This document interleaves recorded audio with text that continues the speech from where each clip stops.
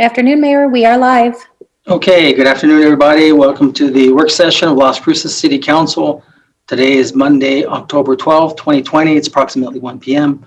Before we begin, if you please just join me in the Pledge of Allegiance, please.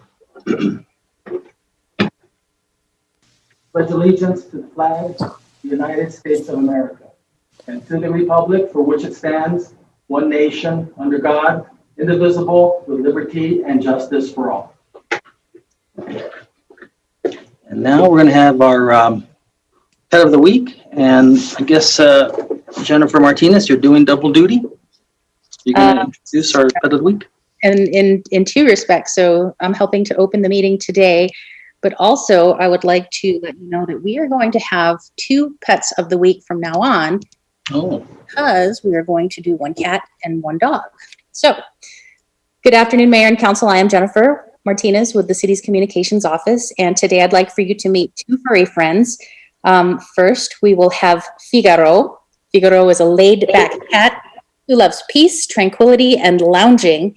He is an introvert, but once he warms up to you, he will love you like you have never been loved before.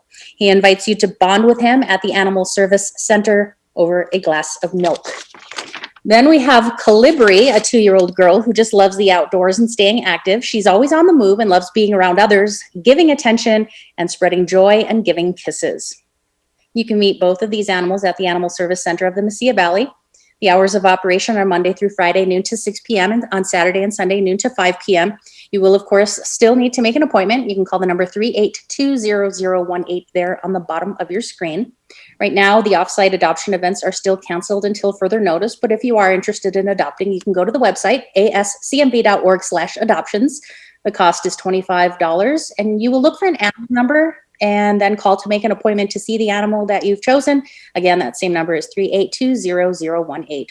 A reminder about pet licensing. Pets in Las Cruces must be registered and licensed, and you can also do so through the Animal Service Center of the Mesilla Valley, but they are temporarily suspending the in-person license sales, so keep that phone number handy if you're interested, 382-0018, and you can arrange to have the license mailed to you. The fee structure goes as follows. If you have an altered pet, the cost is $7 per year. An unaltered pet, the cost is $50 per year. And if you're an older Las Crucean, a senior citizen, the cost is only $5 per year, but you do need to show proof with a valid photo ID. And each week, the communications office reminds you of what we are doing to respond to the COVID pandemic that's going on. And so we do have another Mask Up Las Cruces event, which is coordinated by the Quality of Life Department. And then also, they've already done a couple, and so now we're going to have another one along the way, and there will be another couple more coming up. So right now we have one for Wednesday, October 14th. That's from 5 to 7 p.m. at the Field of Dreams parking lot. That's 2300 Tashiro Drive. You will, of course, enter from Tashiro. And then this time is something a little bit different. You will also have the opportunity to have a free COVID test. And if you're interested in that, you do need to wear a mask when you drive up. So it's encouraged to wear a mask regardless. But if you are interested, it's, again, October 14th, Wednesday, from 5 to 7 p.m. at the Field of Dreams. And again, there will be additional Mask Up events that are coming in the future. So we'll give you more details on those as we get closer to those dates. Thank you, Mayor. Have a great afternoon. Thank you, Jennifer. Okay, now we're going to go to the jobs of the week, and Darlene Lopez will make that presentation. Thank you, Mayor. Good afternoon, members of the council. This is Darlene Lopez, one-stop operator for the Workforce Connection offices in Southwest New Mexico. So the jobs of the week are gas measurement tech for the city of Las Cruces. That's one position, and that's open until 11/4 of 2020. The next one is refrigeration technician for Stampede Meats. There's one position open until filled. And then we have a registered nurse for Tresco. There's one position that's open until filled. Direct support staff or caregiver for Lessons of Life LLC, and that's open until filled. And then we have one buncher and one multi-wire operator for CN Wire, and that's open until filled. And we also will be having a virtual job fair for CN Wire on October 29th, 2020. And we'll be working with the city to promote that and working together to get the information out to the public. For more information on a full list of jobs and other opportunities, you can go to employnm.com or governmentjobs.com/careers/Las Cruces. Okay, thank you, Darlene. Thank you. All right, now we're going to go ahead and get on with the agenda. There's 3 items on the agenda. The first one being a proposal of amendments regarding the lease of MMC, or Memorial Medical Center. And I believe Mr. Bill Ham will be introducing our presenter. Bill, are you there? Can everybody see me? Yes. All right. Good afternoon, Mayor Council. Bill Ham, Economic Development Department. Today, yes, we are here to talk about some proposed amendments to the Memorial Medical Center lease. Memorial Medical is being represented by Chief Executive Officer, Mr. John Harris, and Chief Financial Officer, Mr. Steve Weingart. And they will be here to present the proposals and details for certain amendments to the lease for council's information. So with that, I will turn it over to Mr. Harris and Mr. Weingart. Gentlemen. Thank you, Bill.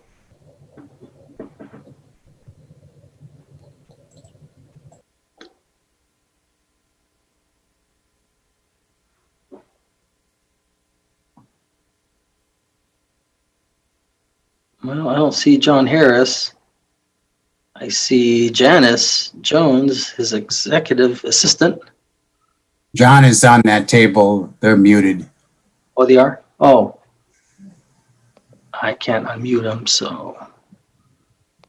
Annette, can you unmute, or Barbara, unmute those gentlemen, please? Or David Donahan? Mr. Mayor, it's going to have to be Adrian. They haven't made us co-host yet. Let me see. Oh, I didn't even know Adrian was there. David, you are co-host, and so is Barbara. Let me see. Unmute. So they'll get a prompt to unmute now on their end. So we could just prompt it. We can't actually unmute for them. Well, let's see here. There. Mr. Mayor, I'm texting Janice Jones to see if she could step in there. I was going to do that, but thank you. Can I suggest that the table? I don't know if well, no, it's not a phone in. Never mind.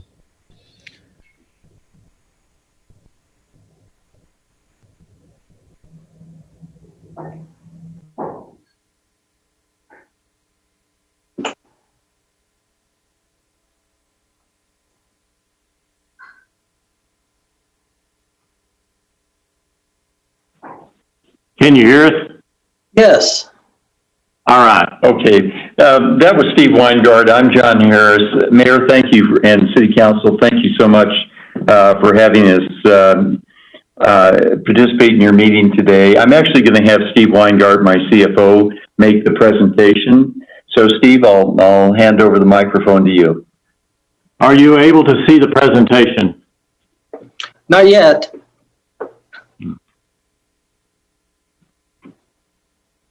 Maybe we need to be able to release the, or let you share the screen.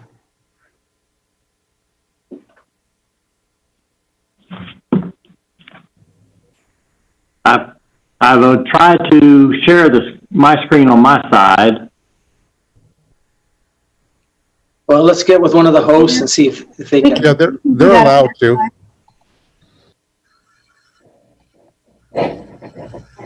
I'm sorry, if someone else spoke, was Do that. Oh, I'm sorry, Mayor. Yes, they have the permissions to share their screen. okay. Are you able to see the presentation now? No, sir.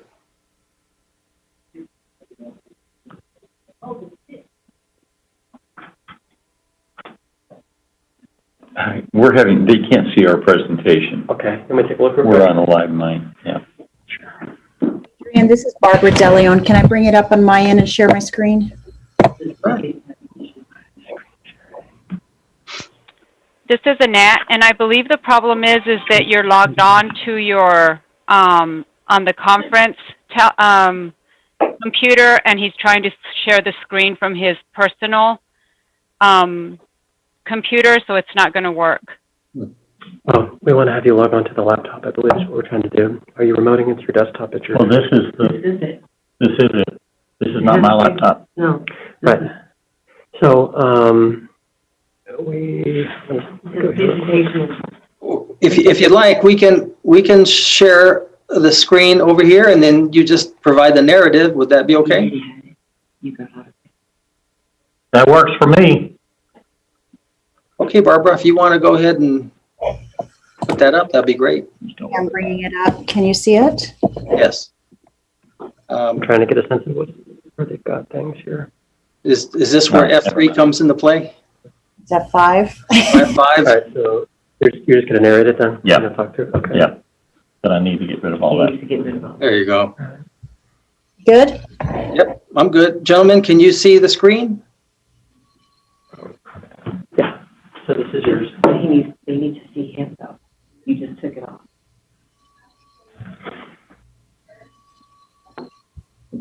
Back to Zoom. Where No, Zoom is that one. Zoom is this? This? John or Steve, can you see the screen? We're working at it. Well, I think we've got it up. I think we've got it up now. If you'd like, we can. You just provide the narrative. All right. You won't be able to necessarily see us, but We can see you. Yeah, we can see you guys. Okay. Yeah, we can see All you. right. All right. I'm on the title screen. There's a proposed lease amendment. Moving to slide 1. So in terms of existing lease, and thank you, ladies and gentlemen, for allowing us to present this afternoon. This is a proposed lease to the amendment to the proposed lease that we have with the city and the county of Las Cruces for the facility. The existing lease was executed in May 19 of 2004. It's a 40-year lease, and we are 16 years into that lease to date. The terms of the existing lease require 4% of net revenue as a capital investment, and there are other terms of the lease as well, but the two major components of that is the calculation of the 4% of net revenue is based on a rolling 3-year average, and capital investment is to be used for facility improvements and equipment. What we are proposing as a lease amendment is that the capital investment would move from 4% to 3% of hospital operations. The capital investment is measured on a cumulative life to date of the lease, and we would eliminate the calculation of the rolling 3-year average for capital investment. We'd also propose that we put some definitions into the lease amendment that capital investment would include all additions to the fixed asset accounts in the current fiscal year and life to date of the lease, that we would add a component for any major repairs that are under $25,000 involving renovations or upgrades to the facility that do not meet the capitalization policy. And for the first 12 months of a newly recruited position, those costs would be included in the definition of the capital investment, as well as investments that we would make in electronic health record for new applications, interfaces, or significant upgrades that do not meet the capitalization policy. We would also propose to put in reporting requirements where we would submit annual updates to the City Council and County Commissioners to report status of the capital investments for the fiscal year and life to date of the lease. And those update reports would be due by April 30th of each year for the previous fiscal year and the life to date of the lease. Some discussions around our proposed amendment. Reducing it from 4% to 3% is more in line with the national norm for the capital expenditures for the hospital. I'm sorry, if you want to advance the slides some more. One more? Another one? There. I'm sorry, back up. All right. I'll do a better job of telling you when to flip. LifePoint is committed to continuing maintaining the facility and invest in new technology and equipment for the community healthcare needs. The capital investments from 2004 to 2019 included large projects related to facility renovation and expansion, which includes the main entrance, an ICU and CCU, our emergency department, the med-surg wing, a cancer center, central sterile, and MRI. But we may see less of those big projects like that going forward. Capital investment to be measured on a cumulative basis for the life to date of the lease. Next slide. We would eliminate the rolling 3-year average calculation because it really doesn't consider that projects may span multiple years and it actually requires less of a capital investment. To define the capital investment to include all additions to the fixed assets, the major repairs under $25,000, the first 12 months of a new physician cost for any provider that we bring into the community, and investment and expansion of the electronic health record. And it also would have the specific reporting requirements to the city and the county on an annual basis of a report due by April 30th, and a cumulative capital investment life to date of the lease measured against a 3% capital investment requirement. Next slide. This is a look back at the life to date of the lease today of the capital investment history that has been made. From 2004 to 2019, the total capital investment has been $127,235,000. The capital investment requirement at the 4% level was $124,592,117. The average capital investment per year that was required, actually done, was $8,482,000. The average capital investment required per year was $8,306,000. I will take a pause there and answer any questions from the mayor or the city council members. Thank you very much for that, Steve. Looks like Councilor Sorg has a question and Councilor Vasquez. But before I get to them, let me just ask you something real quick. So I know that this was based on 4% of net revenue. Have you provided your gross revenues to the city or county so that we can verify that that a percent or that amount that you've invested is on task? We can certainly do that. This is all based upon our financial records of the net revenue for those years from 2004 to 2019.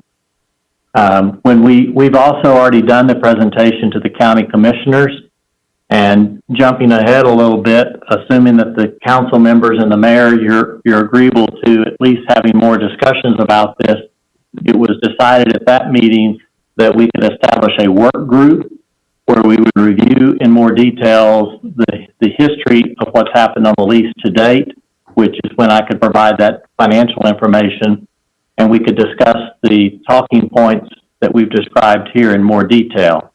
But yes, I can provide that information. And I'm just kind of getting a few things brought to that level of discussion so that my colleagues can be a little bit familiar with this, because this, to my knowledge, not even Councilor Sorg was on council when this lease was negotiated. I was a city councilor for District 6 back then. Let me ask you one other thing. When right now, do you have a wing for mental patients, people with mental illness? Yes, sir. We have a 12-bed adult psych unit. We do not treat child or adolescent, and geriatric patients are normally sent to another facility that we have transfer type agreements with. And also, what services were provided back in 2004 that are not being provided now, if any? To my knowledge, no services have been eliminated over the years. If anything, we've added to the service lines. Okay, you can get some type of verification on that. As Yes, well sir. as well as the employees? How about that? Has it been a decrease, increase, or has it stayed the same since 2004? No, sir. I would venture to say, I've only been here for 2 years, but I would venture to say that we've increased the FTEs significantly. Our total FTE count is up over 1,400 now. Okay, and then the last thing before I turn it over. The $8 million that you gave the city and the county, of which we received $4 million of each, you had that for approximately how many years before it was turned over to us? I don't know the exact term of how long it had been held in escrow, but I know since my tenure here, when I arrived in late 2018, that was on a task list for John and I to have resolved, and we were able to accomplish that. John, do you remember how many years you've had it? You know, I have no idea how many years they had it. What I recall is what Steve just said, and that was that we were tasked to hand it over. The concern at the time was the liability that we would have in the conditions in which it was handed over. And so once the attorneys agreed to that, we were able to hand over the funds. It was actually clear. And by the way, I want to go back to what Steve said earlier. In the 8 years of my tenure as the CEO, we have eliminated none of the services that were here, and we have expanded services significantly, which has required us to significantly expand the number of FTEs, in other words, employees. We now have, for example, 16 clinics with about 80 doctors that are employed, and we were nowhere close to that when I took over here. Plus, we've added a PICU, a pediatric intensive care unit. We've expanded pediatrics in many ways, and a variety of other services, and recruited in numerous doctors, including specialties that were not represented in the region before. So thank you for that, John. So I actually met with you when you first came on board almost 8 years ago about this $8 million that was owed to us. My question is, where was it sitting? It had already been cleared, by the way. It actually been there 10 years. You've had it. After 10 years, it was cleared. 2 years we've been waiting for it, and then we finally got it just a little while ago. Actually, it's been over almost 8 or 9 years. I just want to know two things. One, where was it kept, and the interest that was accrued for all those years. I don't think it was given to the city or county. We'd have to look that up. That was handled by our attorneys, so we'd have to look up the details of that. Okay, so with that, I'll go to Councilor Sorg, Vasquez, and Flores. Councilor Sorg. Thank you, Mr. Mayor. I just have one simple question. Concerning the percentage of capital investment, that 3 or 4%, is that read as at least 3 or 4%, or up to 3 or 4%, or right exactly at 3 or 4%? It's right at 4%. We're taking it as 4% now, and we're proposing it 3%. Okay, so you actually have spent more than 4% in the past, how many years now, the history? So it must be at least 4% instead of exactly at 4% then, right? Our capital spending is not necessarily totally limited by that 4% that we're required to do. We are basing our spend based on what the needs of the facility are, and how we can best utilize those dollars that we have available to us for capital investments. Some years we may spend more than the required amount of $8.3 million, and other years we may spend less. Okay, yeah, that's what I thought, at least 4%. And you want to change it to at least 3% now. Okay, that's fine. And we'd fine like to calculate it based on a cumulative life to date of the lease, which takes into account projects that may span several years. Okay, thank you very much, Mr. Harris. Thank you, Mayor. Mm-hmm. You're welcome. Thank you, Mayor. Thank you to our guests.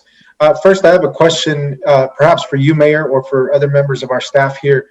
The reason behind putting this capital investment clause in the lease, was that to ensure that the city has a viable facility should LifePoint choose to cease operations there, or was that to make sure that we had a well-furbished, upgraded facility, medical facility, while LifePoint is there?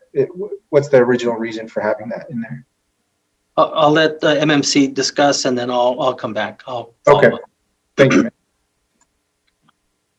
We know that without capital investment, then we can't continue the growth that we've experienced in our net revenue over these many years.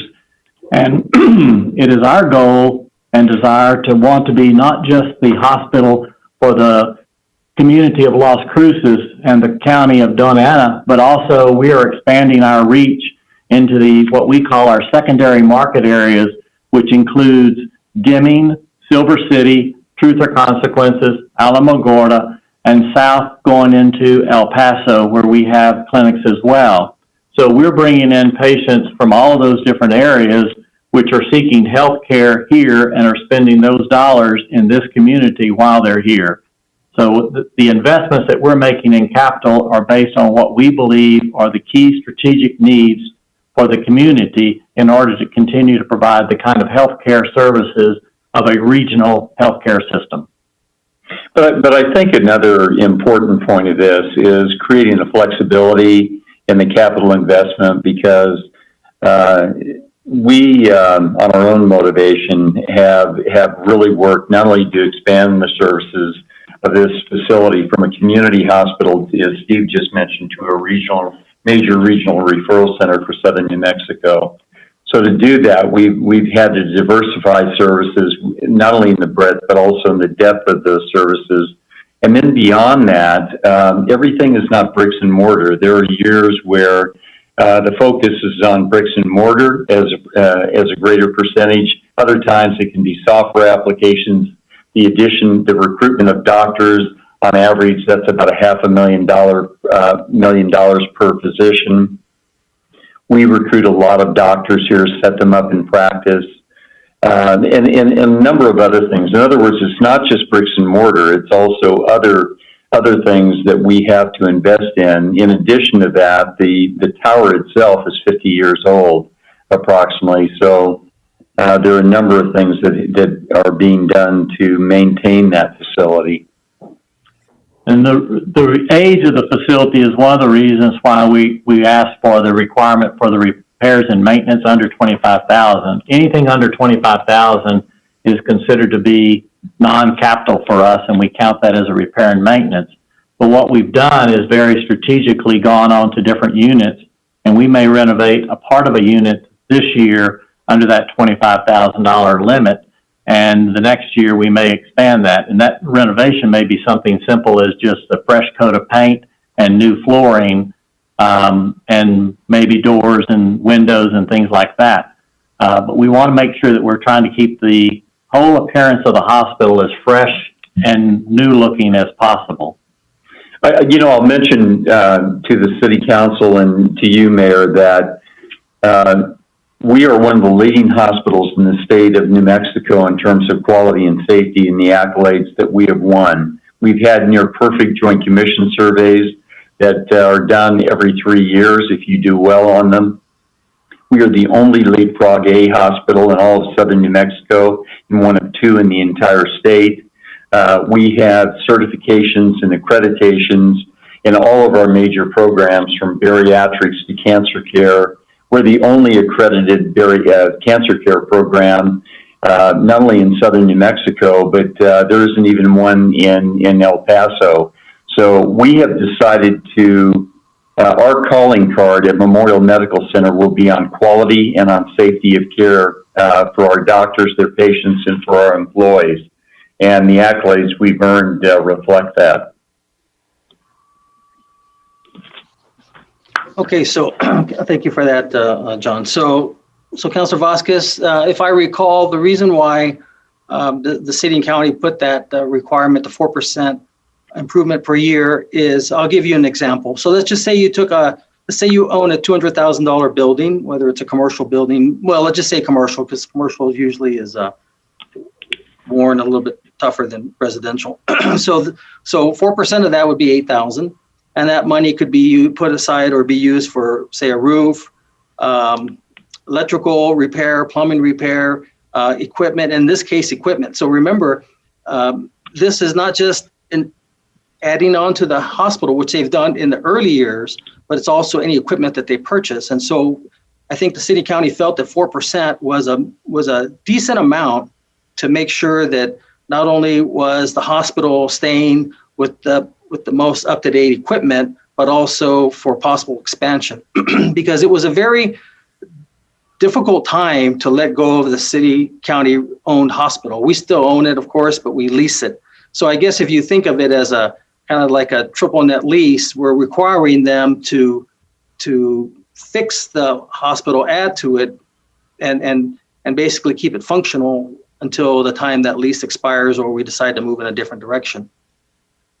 And that explains it really well, Mayor. And that's what I was, I think, trying to get at in terms of, we're protecting the city's asset in addition to also ensuring that MMC has the dollars to keep the facility up to date. And certainly with all the improvements in technology and accolades that you've received for your service, I think both of those are important. But I did just want to make sure that was one of the original negotiation points in the terms of the lease, was to protect the city asset in addition to the obviously having a well-run, up-to-date hospital. So thank you for that. I have a question here about the investment and expansion of health record technology. I think that's a term that you want to modify to allow this, I guess what you're proposing, which would be now 3% of all capital investment, to go towards the expansion of health record technology. And going back to that conversation, Mayor, so this is not necessarily a fixed asset. This would be something that LifePoint, I'm assuming, would take with them, or that is proprietary to LifePoint and licensed to LifePoint. So since we're moving, or since MMC would like to move away from some of the brick and mortar and move into, some of the, and I'll throw in there the physician pay as well. I think the cost for recruiting a physician in the first year, I just a little bit more explanation on those, since I think those really move outside of the capital investment realm in the traditional sense. If you could just talk a little bit more about those two needs. Yeah, we recruit a lot of doctors annually, and most of the doctors can't survive in southern New Mexico unless we recruit, employ, and put them into practice. So a number that I would tell you on average is about $500,000. Some of them are even more than that when we recruit them. So that's one. And when you look at plumbing repairs, electrical repairs, under the current definition, I don't believe those even fall under capital investment as we have it. Certainly software applications like electronic medical records, when you invest in those are in the millions of dollars, as are many of the other applications that we have and use, not only in the hospital, but also in our physician employment component. So part of this whole argument, or not argument, but discussion, is about being able to be flexible and nimble in the market for use of capital. On average, hospitals across the United States in bricks and mortar are going to invest 2.5% in bricks and mortar. They will invest more than that, perhaps on average, when you start accounting for all of these repairs. This year, over the last 12 months alone, we have had to put $250,000 into repair of pipes in the institution because they have aged out. They have a 50-year life, and after a period of time, because of what they're made of, they have to be replaced. And that list goes on and on. Elevators that are here today that were put in the 70s, there's about a $4 or $5 million cost of replacing those. It won't be long before we get into, as Steve listed on the slides that were sent to you, we're going to replace all of the operating rooms. Ultimately, we'll replace the emergency room and so on. So it's a capital intensive industry, but the definition that was included in the original document between us, the asset purchase agreement, didn't go far enough in qualifying or defining what these kinds of expenditures would be, and giving a growth-oriented administration like this one is. And that means growth not only in the facility, but also many of the other components that it takes to really grow a community hospital into a major regional referral center. That just didn't anticipate those kinds of expenditures. We are no longer going to operate as we're really transitioning Memorial Medical Center into Memorial Health, an integrated healthcare system that serves all of southern New Mexico, that encompasses not only the needs of Las Cruces, but Deming, Silver City, Alamogordo, Truth or Consequences, and beyond. Thank you. So a follow-up question on that is, if MMC, if you guys have currently spent more, I guess on average, than 4% of the capital investment that's required in the lease per year on the current items that are defined within the lease, wouldn't diversifying what you can spend that money increase your capital investment needs? Because it seems to me like reducing it to 3% and then diversifying it on what you can spend capital investment on would really just be an increase in costs, and we'd be decreasing the percentage.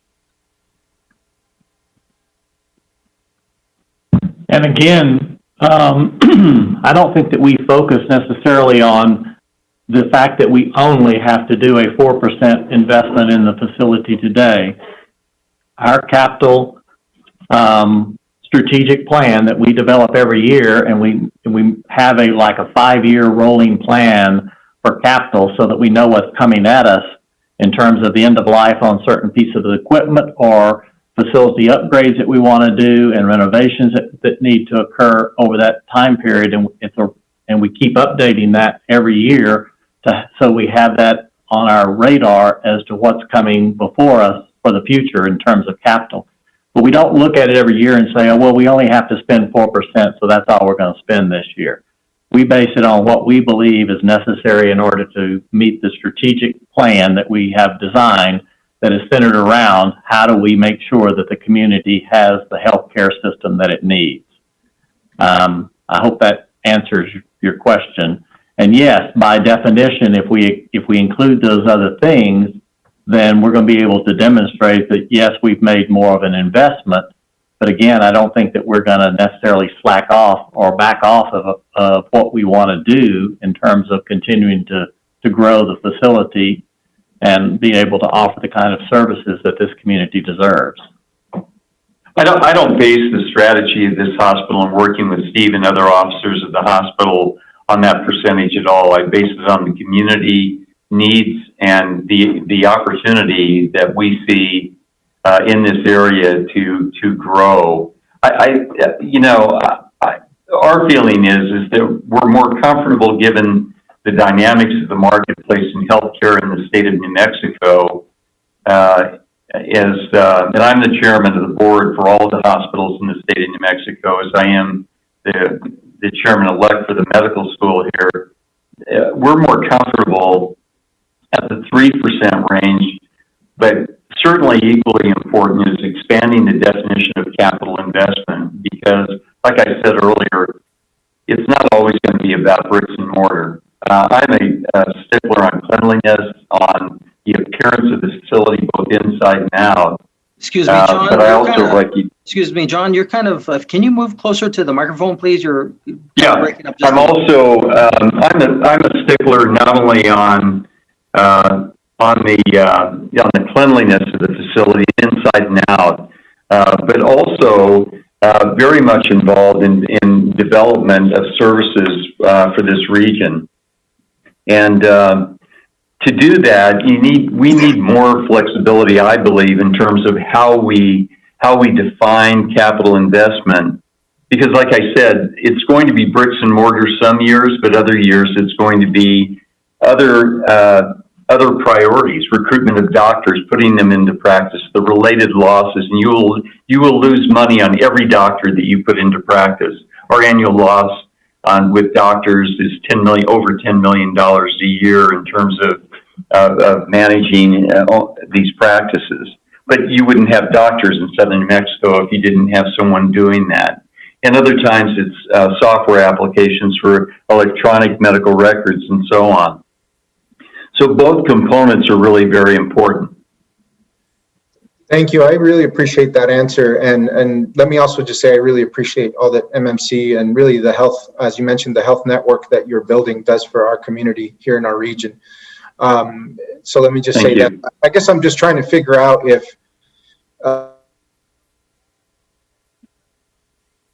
looks like spending more than the 4%, we're adding new, yes, and we're adding new investments, just how that ultimately shakes out with even a reduced capital investment percentage that you're proposing. It seems that maybe if we reduce to 3%, then you have 1% more of operational budget that could go toward health record technology and physician recruitment, and it wouldn't even need to go under necessarily a capital investment, since you'll have that additional money in your budget, unless it has something to do with how you budget each year. I think also it has more to do with, I'm sorry. I think it has more to do with getting the definition into an amended lease agreement, and we can work out those details as to the dollar amount. For instance, if the city and the county said to us, we'll accept the new definitions, but we want to put a cap on what you can include as far as that 4% or that 3% goes, so that you can include everything, so that you're still asking us to make a commitment in true equipment and building improvements, as well as potentially new buildings. I think there could be a mix in there. Okay. Thank you. I appreciate that, and I would just need to learn so much more. I think and you know better. You run the health system. You run the hospital. But these are just good starter questions just for me to understand this a little bit more. So I appreciate it. What would you say is the primary impetus for changing this capital investment clause in this lease? Is it to more competitively recruit physicians? Is it to be able to diversify the type of expenses that you have that are not fixed assets in a changing kind of medical healthcare world?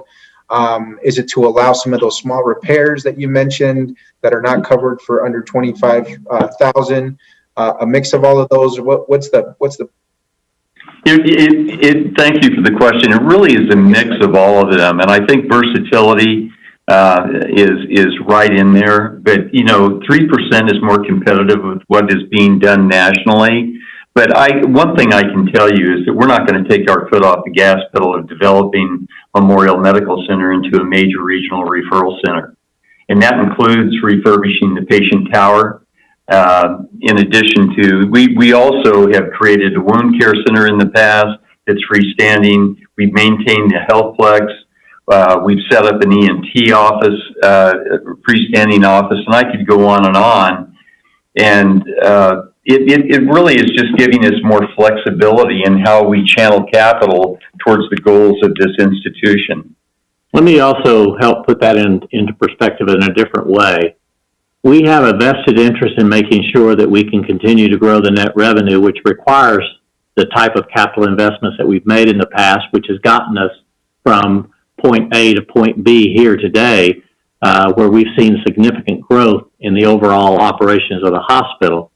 But if we were to try to replace this facility today at 200 beds at a national average cost of $1.6 million per bed, we would be looking at anywhere from $350 to $400 million to try to replace this facility. So it is in our better interest to try to maintain the facility the best extent we possibly can, even given the fact that the building is now approaching 50 years old. We've got to do what we can every single day. And since facilities reports to me, some mornings I wake up with news that we have a chiller that's on its last leg, and we're going to try to repair it one more time. And we've got elevators that need to be replaced, and we've got end of life equipment that is happening, and everything we're doing in healthcare lately seems to be expensive in terms of capital. So to John's point, doing all of this just allows us that diversification of how we can allocate dollars on a year-to-year basis, but also report to the city and the county on an annualized basis of what's happening to their facility. Thank you. And when you don't, I think you mentioned that there's been years where you haven't spent the full 4% on capital investment and others where you've spent more. If you don't spend the 4% on capital investment annually, does that remaining, whatever's left in that percentage fund, does that roll over to the next year's capital investment fund, or what happens to that money if it doesn't get spent all the way up to that percentage point? We look at it on a cumulative life to date of the lease, and we're measuring it, and that's what I'm proposing that we put into the lease amendment, is that we look at it on a cumulative life to date of the lease to see how. In those years where we maybe spent less dollars, it was because in a previous year, for instance, we might have spent $11 million on a new part of the building, and we had less of a need in the following years for certain things. But then the next year or the year following after that year where we didn't necessarily invest, we might have gone over. So it really, again, we don't look at the 4% in isolation and just say, oh, that's all we got to do this year, so that's all we're going to do. We look at it as, what is it going to take in order to make sure that this operation stays very viable and it is a place where people in this community truly want to seek health care. I guarantee you, if there are a lot of facilities that aren't maintaining their facilities, and the people in those communities go, I don't want to go to that hospital because I don't feel like it's safe, I don't feel like it's clean, I don't feel like it's nice, and they don't have the services that I need. And when healthcare dollars begin to leave a community, other dollars tend to track with them as well. And we want to make sure that we're attracting people to this community from those outlying secondary market areas in particular. And we have really grown that volume this past year. Thank you. And one last question for me before handing it off to my colleagues here. If the term on the lease was changed to 3% for capital investment, that additional 1%, about a quarter of the capital investment, which I think is about $2.5 million maybe per year, what would MMC do with that additional revenue? It's not considered revenue. We pay for the capital out of our net revenue and out of our earnings for sure, but it wouldn't necessarily mean that we would set it aside into a fund or anything else. Again, we're going to look at our strategic mission and decide where our capital spend needs to be for the next year or for the next 5 years following that.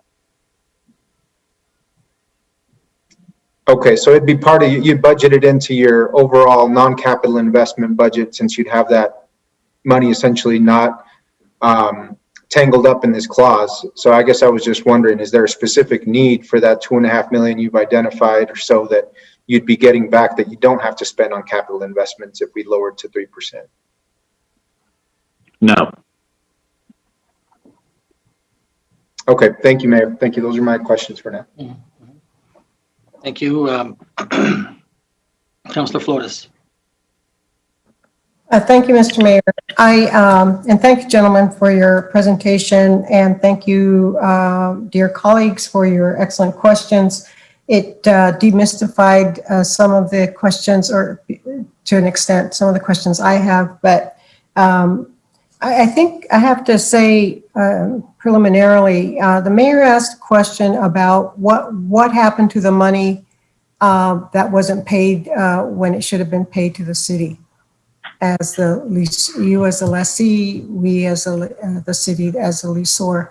And you weren't able to answer it, Mr. Weigart.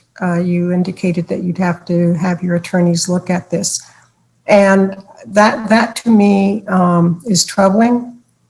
And also in light of the fact that you're asking for a modification at least that would benefit and there would be more money for you to carry out services to the community. That, I just have to say preliminarily, is troubling to me. I think that before I would in any way vote to agree to your provisions in the lease, your clauses in the lease, I would need to see that information. And you also stress that you are very much wanting to spread services, and you keep emphasizing that it's capital improvements. At the same time, you're saying that you're extending services, but by extending services, you're necessarily, even if you're moving away from the brick and mortar, you're going to have expenses that are capital improvements. And then, so my concern here is that there is knowledge here that the city, excuse me, the hospital makes referrals, and I think that there may have been some expenditures in connection with a facility called Turning Point. And that facility has been known to be very anti-abortion. And it doesn't matter what my stand is. This has nothing to do with how I feel about abortion, pro, con, whatever in between. That's not the issue. The issue here is that if MMC is in fact facilitating or in any way referring or facilitating or funding that facility, I don't want to be a part of it. And in the event that Turning Point is being supported, I'd like to see what sort of referrals you're making. Because if you're saying that it's for the purpose of helping the community and spreading services all over the community, all over southern New Mexico, it seems, I think that we should know exactly what facilities you're funding and what sort of services are being extended to our community. And I do not fully understand why you want to reduce the 4% to 3%. And again, if we can't have a clear explanation of how that money was spent in years that we weren't paid, I have to tell you preliminarily, this doesn't sound very good to me. Thank you, gentlemen. Thank you, Mr. Mayor. Thank you, Councilor. Before I get to Mayor Pro Tem, let me just share for the rest of the council, basically, and this is just off memory recall, how the breakdown went. Let's just say it was around 70 million. 40 million went to the city and the county, and that's, I guess you could equate it to $1 million a year. 20 million went to what they call IBNR, incurred but not reported. So these were claims that, this is where that 8 million came from. These were claims that weren't reported, but we knew throughout the years was going to happen. And I believe they maybe spent around 12 million of the 20, and that's where their 8 million refund came. And then there was about another 10 million set aside for the employees, give or take. That may be kind of high.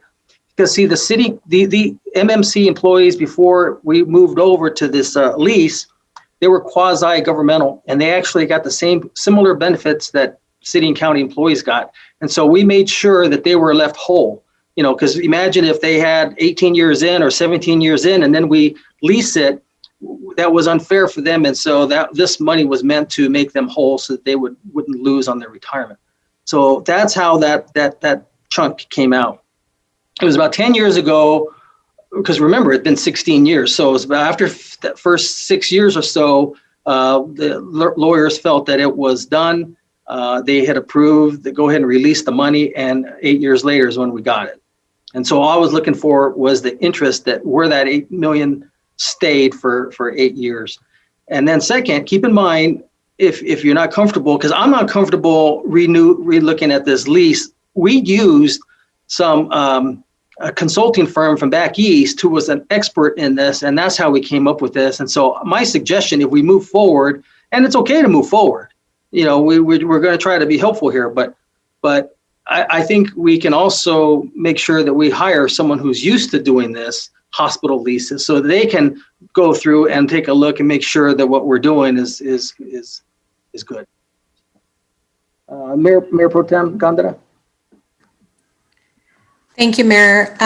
Thank you, gentlemen, for your presentation. I very much appreciate the service that you provide to our community. And so, I'm sorry, can you hear me, Mayor? Yes, we can hear you. Okay, I'm sorry. Okay. I'd like to request a couple of things, and this is more to staff, Mayor. I think we need to have a history. Again, like you said, none of us were on council but you. And it is unfair to ask specifically to, you know, all the things that are being asked without having a history. So I would like staff to come up with a PowerPoint presentation that would give us the history or some narrative. I think that is really important. Now, I realize that we've probably have lost a lot of institutional knowledge with retiring and having, you know, Mr. Garza leave, who probably was responsible for some of this, maybe not, I don't know, but I think a history is helpful. I would like to see the lease. Gentlemen, I would like to see the number of capital projects that you have done and its cost specifically to that main building. You have indicated that capital improvements and or building of other buildings in the perimeter right out in your property, I don't believe is included in what you're required to do within the 4%, correct? We count it as like everything related to Memorial Medical Center, the operation of Memorial Medical Center. Okay, so not just the building, the main building. Correct. Because the property around us is all part of the Memorial Medical Center. Okay, all right. Thank you for answering that. I really appreciate that. I was not aware, and bear with me and the rest of us. We have like new council here, and this is some of the first times that this has come to our attention. So you talked about this 5-year strategic plan specific to capital improvements. Would that be something that you'd be willing to share with us in terms of seeing what your vision is and what's necessary for improvements? Yes. Forward? Yeah, we can share highlights of that plan for sure because it's fairly comprehensive. Sure, I understand. We have a capital outlay plan here, and it's very complicated, right? So I can appreciate that, understand that. So for me, I just feel like I need more information rather than less. The other thing is I have appreciated, again, like I said, what you mean to our community. And this idea of assisting and recruiting physicians, at least the first year salary, I would definitely agree to. I think that is very important. Gentlemen, I don't know if you're aware, but I have formed a group. It's called Resilience Leaders, and it's how we, working with trauma, right? Children and families that have trauma that goes undetected and untreated. And about 2 years ago, I had reached out to Counselor Ekman to assist me in recruiting some folks from MMC and the other hospitals to sit on this specific group. To fast forward to about a year ago, we actually implemented a survey, disseminated that survey.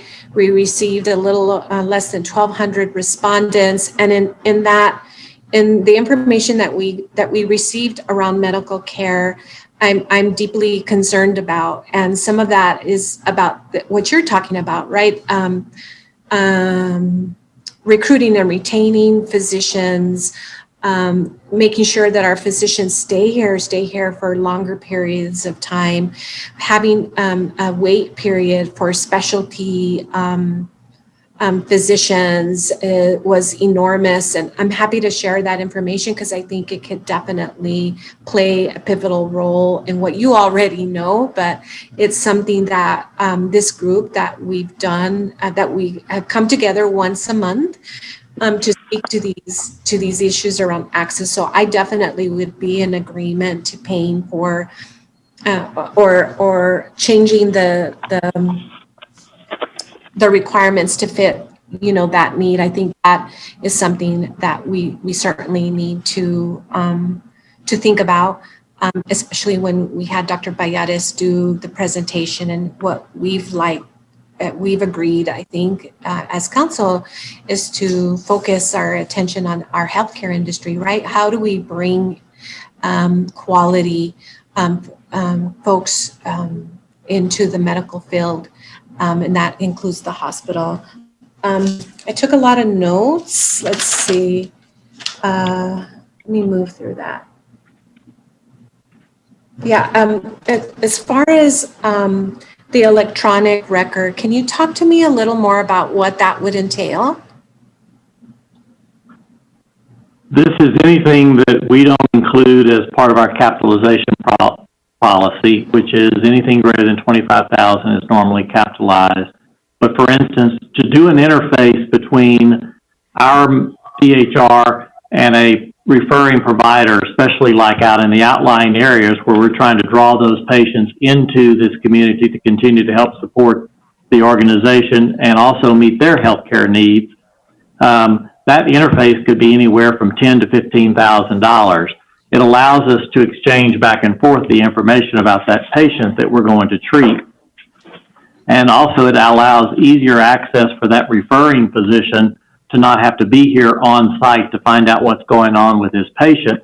He may refer that patient to one of our hospitalist groups or to another specialist here in town, and that specialist will take care of them, admit the patient, discharge them, but that will allow that referring physician in that other community. And it's not just limited to the outlying areas, because we also do that with our own internal physician groups that we have, where they can look at the record as appropriate under all the guidelines, if it's their patient, to see what's going on.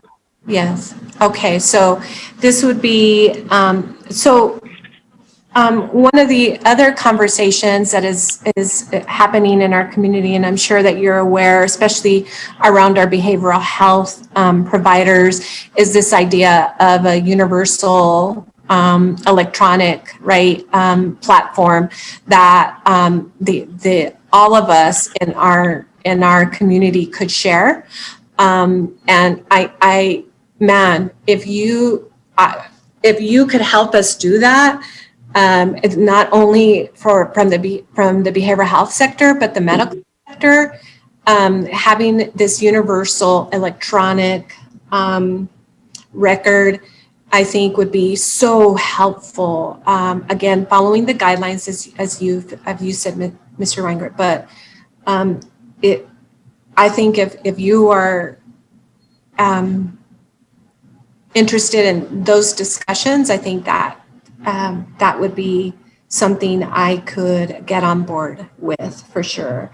Lastly, can you tell me what the roles and responsibilities, as Mayor indicated, I guess we own the facility, we lease it out to you.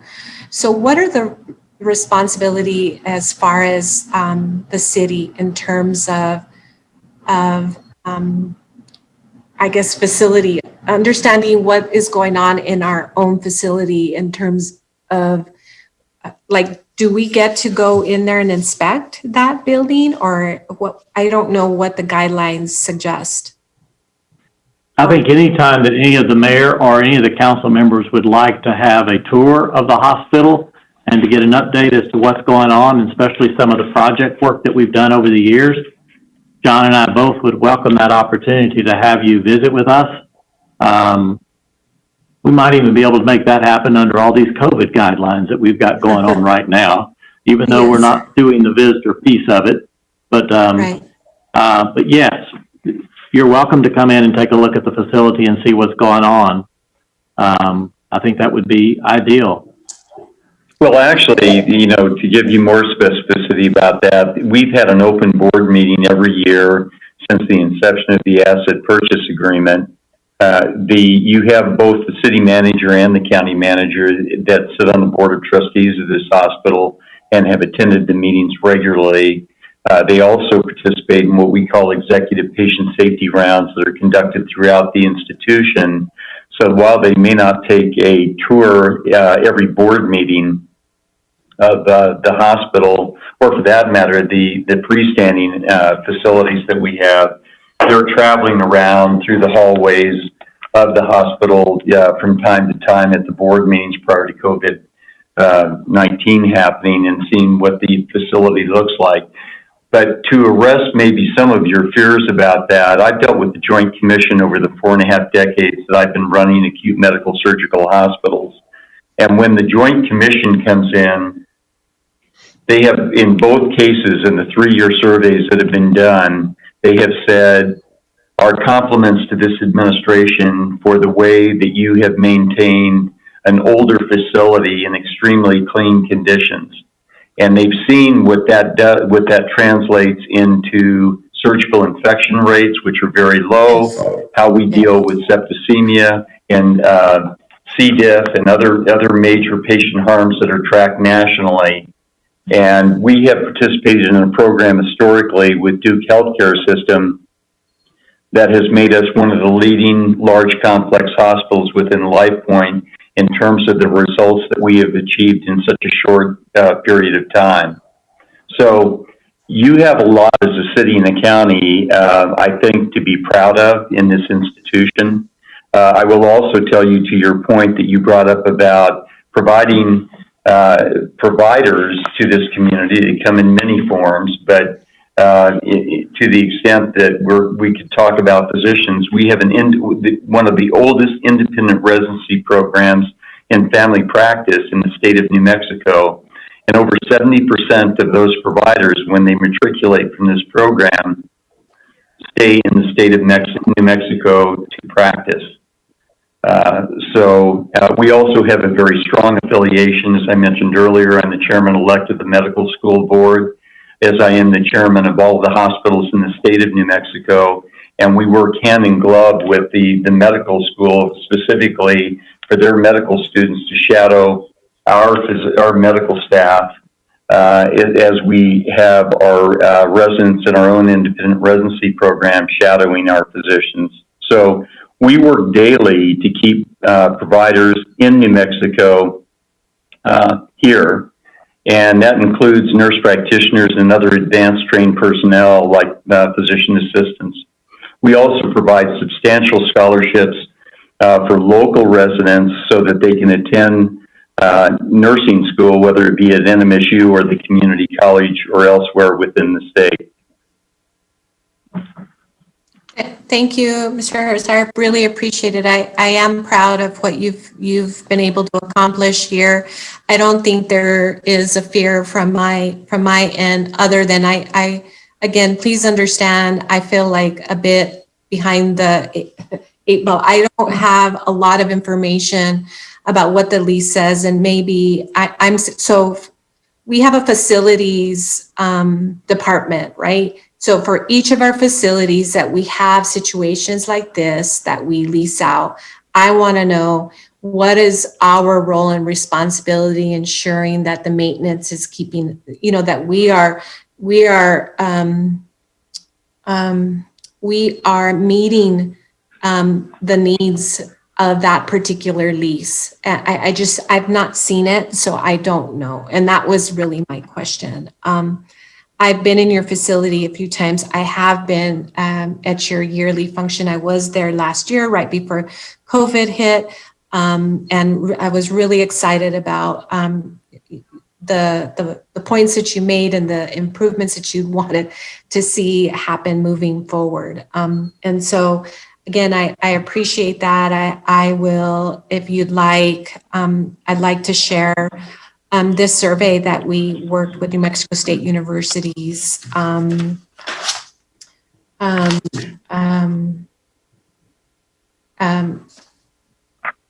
I always forget their names, but I'm sorry.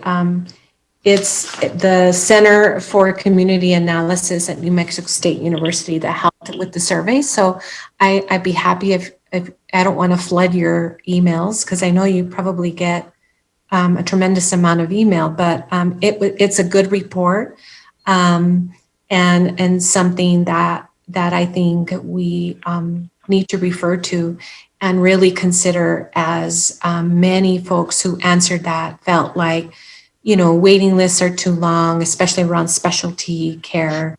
The quality of care, it is sometimes a concern. And I'm not saying that specific to MMC. I know the accolades, and I have family members that have been in your hospital and have been very pleased with your service. So for me, it was more about what is our role as a city in terms of that facility, or do we have any? I don't know, because I haven't seen the lease. That's my question, and maybe it's more for staff. Well, what I would suggest is that regardless of defining that role from the city, or for that matter, the county, we're an open book. We're very transparent about what we've done and what we plan to do, as we've tried to be in this conversation. And let me also add that the study that you performed, we do a lot of work with New Mexico State University, with Dan Arvizu and John Flores. I serve on the medical school board with both of those gentlemen, have a great deal of respect for them and what they're doing.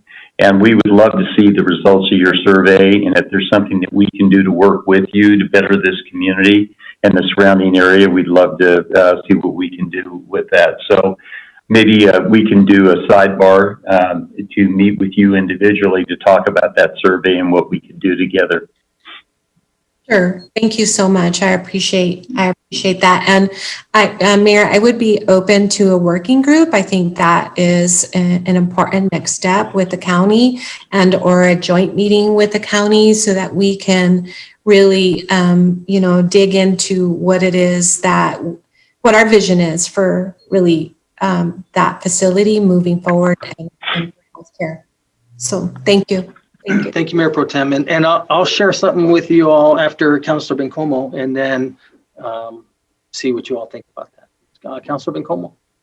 Thank you, Mayor, and thanks to my colleagues for the wonderful questions. And before I jump in here, I just want to say, thank you to MMC for the way you've stepped up for our community during this pandemic. I think it's been, important that I say that. And in addition to, having this vision to provide medical services toward, across the borderlands, which is something that's really important and necessary. And so let me just say thank you to that. I'm, as a new counselor, I'm also feeling like I am missing a whole lot of historical context in order to make a decision in any way, shape, or form. And so I would absolutely be open to, I was sitting here thinking like, wow, how silly of me, I should have asked for this information before today. Things happen how they happen, but I'm obviously not the only one. So if I would have asked for something individually from staff, when clearly perhaps this information should be shared with all of us, I think that's really critical. In addition to, I would like to, Mayor, second sort of what you were talking about in terms of bringing in an external entity that could review some of this and help us make that decision. On one hand, I think I understand the need to be competitive, right? And remain competitive in this market, and frankly, that really leads to better quality of care for patients. So I think ultimately, at the end of the day, that's a good thing. I just would like to know the longer term consequences or outcomes of a decision like this. To be honest with you, I think probably most of my questions would be more internal anyway. The one thing I do want to ask for, there's a couple things I want to ask for sure, but one for staff or you, Mayor, is, we have this Telshore fund that is my understanding comes from the lease of the hospital property. Would that be impacted by a decision like this 4 to 3%? Not at all. No, they paid us up front. That's where the 40 million came from. And I think it was based on basically $1 million a year for 40 years. And that's where we came 40 million we split it 20 and 20. City got 20, county got 20. Okay. I don't know, unless John and Steve are trying to want some of that money back. I don't know if I heard that part. No. No, sir. Okay, thank you, Mayor. That's just sort of for my understanding as well. And then for you gentlemen, I guess, one of my biggest questions is how has COVID-19 and the pandemic really impacted you on the business end? How has it impacted you in terms of your capital improvement plan? It's been a tough year, so I'm curious to hear from you on that end. Well, it's affected us adversely in a very significant way. We're a hub hospital for Southern New Mexico, or I should say we're the hub hospital for Southwestern New Mexico and much of Southeastern. Many of the cases that they've incurred are transferred here. Certainly Deming, Silver City, Truth or Consequences, Alamogordo, and sometimes beyond. When you shut down elective surgery as one of the key cash flow pipelines of a hospital, and in addition to maintaining much of the operating expenses, you're going to do damage financially to an institution.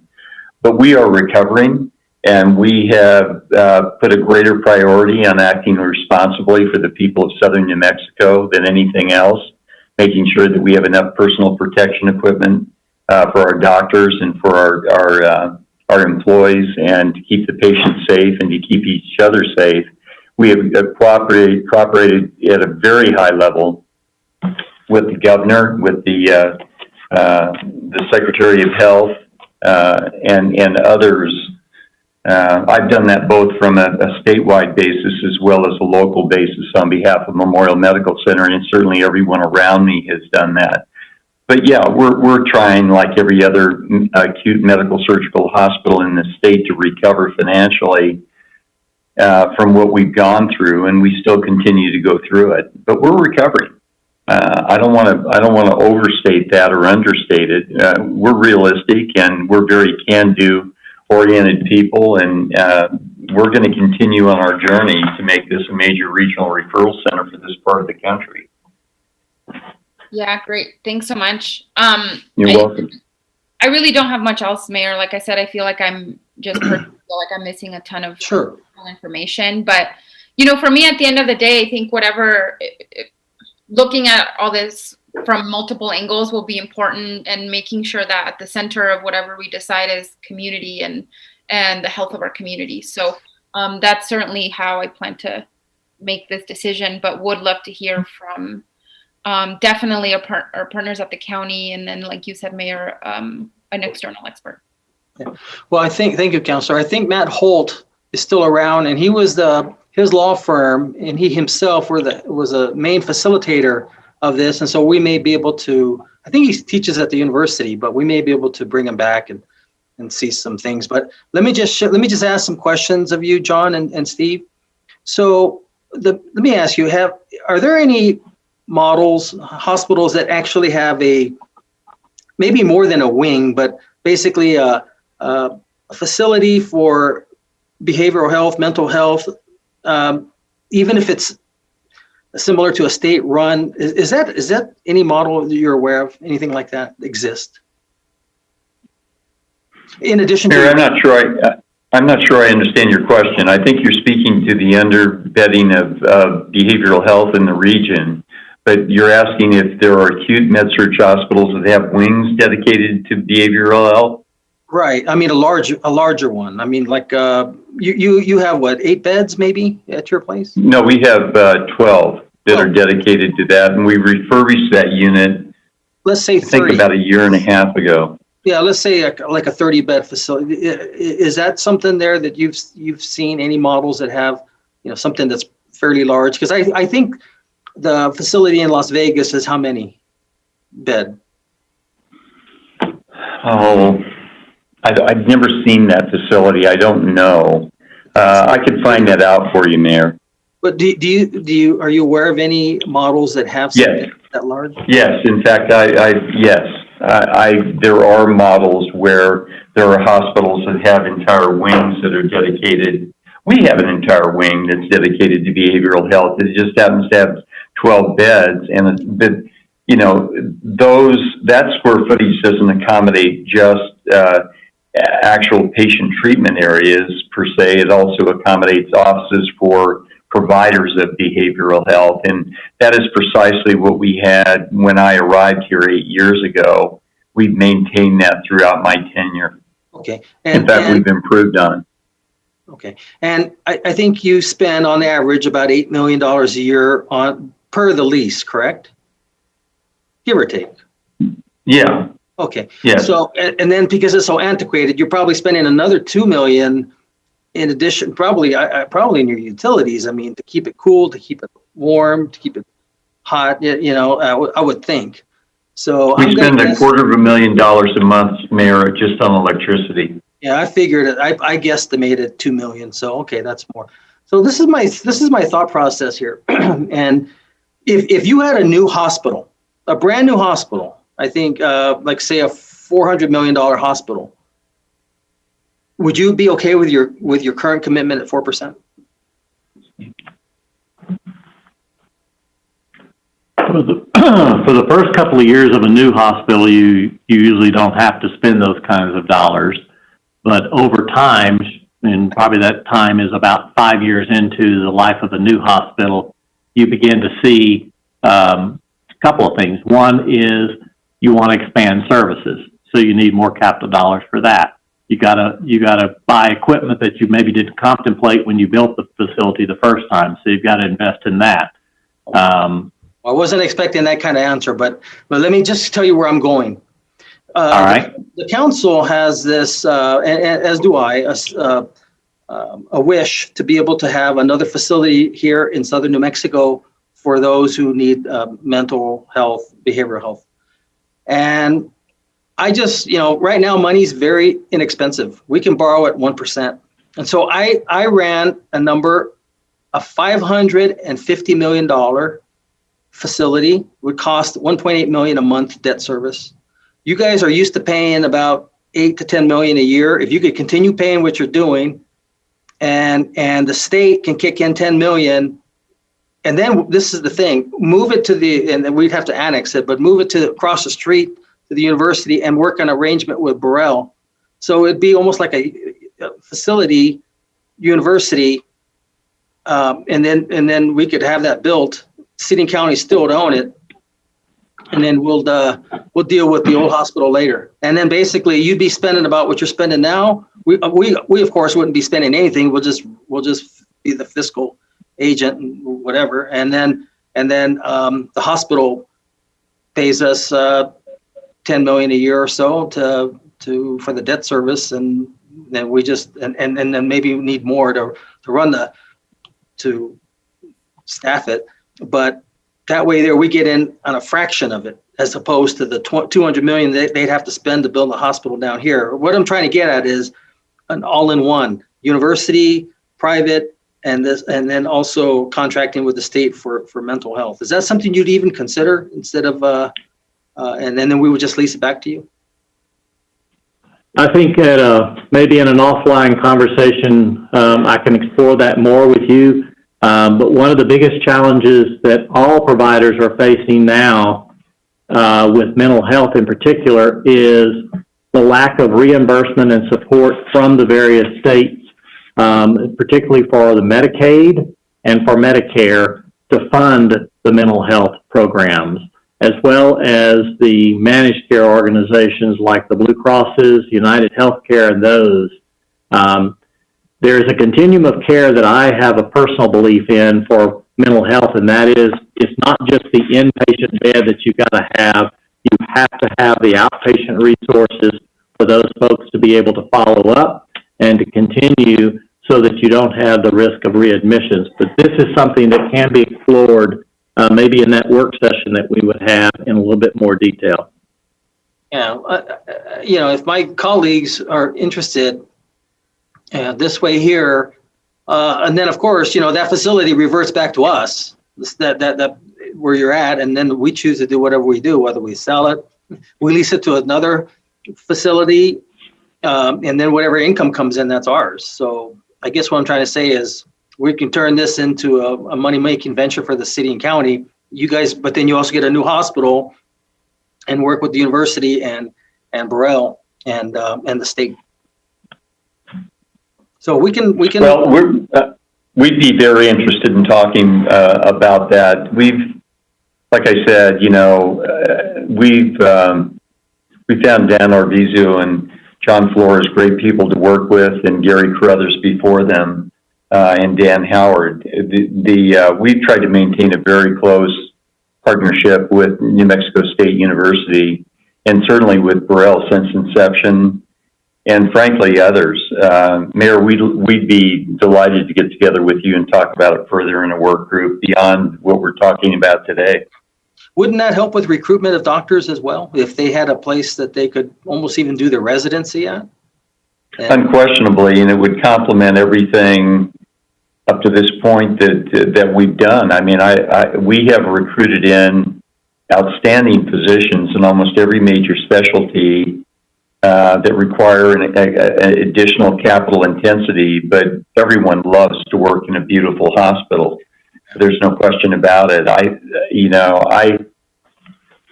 really think there's enormous potential for this hospital. And like I said, I've only worked in it for 8 years, but I'm very business development oriented, very quality oriented, as is the team. I have a highly experienced team with Steve and Karen Iverson, who's Karen's you have the chairman of the board of all the hospitals in the state, and you have the president of all the nurses in the state in this one hospital, and which is highly unusual. If I had a hospital that looked like the quality of care that takes place within it, it would be an unmatched strength. Okay. Well, I'm just trying to take advantage of these low interest rates. 1% is incredible. What we're used to paying is 5%. And if we were back in those days, the debt service would be $1 million more a month. That's $12 million more a year. And I base this out over 30 years. That's $360 million more. So I guess what I'm trying to get at is if we can work on something, it might be really beneficial for all involved. Yeah. I agree. Did Councilor Flores and Mayor Pro Tem Gandara, did you have your hands up or did you forget to put them down? I forgot to take it down. I'm sorry, Mayor. Okay, no problem. Sorry.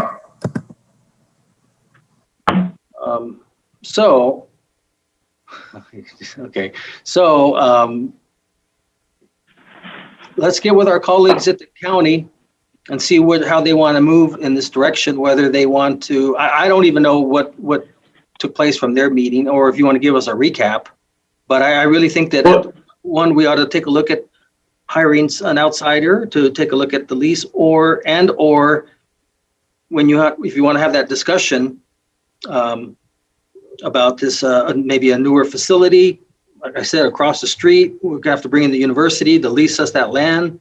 We'd like to, of course, have it annexed so that we can get the gross receipts tax into the city.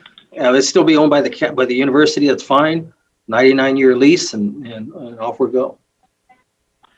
Mayor, I would propose that a select group of individuals from the city, the county is already amenable to doing this as well. They're going to have a select group of individuals selected to come together as a joint working group to go through the more details of the lease amendment and propose something back to the full city council and the full county commissioner group on the results of those negotiations. And with the outside consultant involved as well, I think they were going to talk about bringing in the attorney for the county to be as part of that work group. So, and John and I are available to work with those individuals on an as-needed basis to come up to the final terms and conditions of any proposed lease amendment. Okay, I don't know if Dave, if any of our staff have a copy of the lease. I know I've got it somewhere. I have some here and there. I kept it. I knew it would someday be important to keep. But if you happen to have it, it'd be nice to at least send some of that information to the colleague. Barbara? Excuse me, it's Barbara DeLeon. Yes, staff in land management have actually been gathering that documentation with respect to the MMC lease. We have a voluminous amount of documentation related to it. Okay, and just for my colleagues, basically what was happening, reason why we leased it is because it was getting to the point where it was really hard to run as a one-man show. I mean, the economies of scale was such that when you partner with a larger facility, and John, I'm sorry, you guys work for who now? What's the name of the company? LifePoint. But that's not LifePoint Health. That's not the original one that we leased it to, was it? I believe you originally leased it to Province, and Province was acquired by LifePoint. Okay, that's how I knew it had changed. And so we knew that by going with a larger facility, economies of scales would be such that would make it more viable. Because if we didn't do what we did, you were going to see us probably having to, the county was probably both. We're going to have to raise taxes to continue to offset the losses that we were experiencing. That's why we did it. We didn't want to do it, but we were faced with either keep raising taxes or work an arrangement, and that's how we came up with this lease. And it was a big deal. Well, you're exactly right, Mayor. That is true. To make your point even more specific, there are 3 out of the 4 hospitals that surround us that are in various states of bankruptcy or near bankruptcy. The only financially viable hospital independently owned of the 4 is Alamogordo. Quorum, that manages and owns and manages Deming, is in Chapter 11. Silver City has now been reduced from a 70-bed hospital to a critical access. They had significant problems at T.R.C., and Alamogordo, as I said, remains viable. These hospitals are very challenging in this day and age to keep financially viable, but most important, to offer high-quality, safe care to the citizens. And that's really what we've been about here is achieving high quality, safe care and keeping this in a financially viable way. This hospital received the highest award out of 88 hospitals in all of LifePoint Health for its ability to work with quality and safety, working with its employees, working with the community, maintaining its financial viability, and so on. We received the top award in the entire company for that. And you earn that. It's not given to you. So we're proud of our record, but we know we have a lot more to do for the people of Southern New Mexico. Well, I think that speaks volumes for the management team, such as yourself and your team. So congratulations. Thank you. Okay, so I guess then we'll go ahead and come up with a committee to work with our colleagues there at the county. We'll look at getting that information on the lease to my colleagues, and then we'll set up another time to discuss. We're probably going to have to bring in the university in Burrell and see if and the state, really. I mean, to see if they're even amenable, but I don't see why they wouldn't be. But I think this would be ideal. Wouldn't you say, Mayor Pro Tem, if we could do that? Oh, yes, Mayor. I know that I've been having detailed conversations with the governor's office and with Larry Horan, our lobbyist, since last year. As you know, it's been part of our, we've wanted to see, part of our strategic plan is, or one of our, and so I was going to begin really pushing along, and then COVID hit, and it's just, I understand. A more serious conversation with the governor's office related to that, but they were very interested in it and wants to see how they can help make it happen. Good. Okay. Again, I'm just going to, Councilor Flores, did you have a question or? No, I don't. Okay, just. All right, gentlemen. Was it David? Cedillo, did you have something you wanted to say, or you just popped on? No, Mayor. I've got the next minute. So. Oh, okay. All right. Okay, Mr. Harris, Mr. Weingart. Weingart, is that how you pronounce it? Yes, sir. Okay. Okay. All right. Well, we appreciate it very much, and again, and I join my colleagues in saying thank you for the wonderful job you guys have done there at MMC in providing quality health care to our residents here and maintaining the mission that we were hoping to maintain, and I think you all have achieved it. It was a challenge. I remember it. I can still remember those meetings, and there was a lot of residents that were really concerned why we were doing this. But it's the bottom line. We could see the writing on the wall, and thank you for sharing those unfortunate situations of our surrounding hospitals. But we knew that only one way to get out of this is either what we did here or just start raising taxes to pay off bad debt. Okay. All right. Well, thank you very much for your time. We really appreciate it and appreciate the transparency, the candor, and we're going to continue to be your partner. Yes, sir. Thank you very much. We stand ready to help. All right. Well, we'll be in touch. Okay. Thank you. Thank you. Thank you. Okay. So the next item is 3.2, the Geo Bond projects overall update. Mr. David Cedillo and Tony Trevino are going to make the presentation. Well, good afternoon, Mayor and Council. My name is David Cedillo. I'm the Interim Public Works Director, for the record, and I will be going over the presentation this afternoon for the Geo Bond projects. One thing before we start, though, just a couple of items to note, is this presentation was scheduled to be before Council in the work session at the end of March, but unfortunately, due to COVID, when the health order hit, that did not go through. And as you all know, the city got really busy on focusing how we were going to move forward for our community on addressing the pandemic.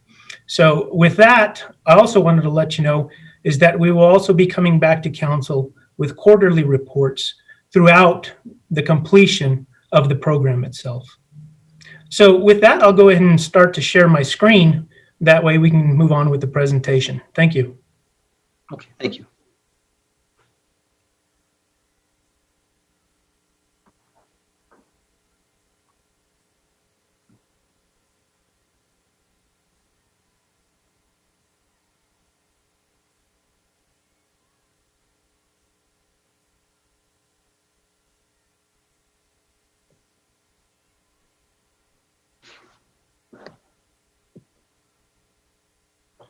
So as mentioned, this is going to be our Geo Bond program update. So just some history and background based on the Go Bond itself is the community voted and passed a Go Bond back in August 21st of 2018 in the amount of $35.6 million.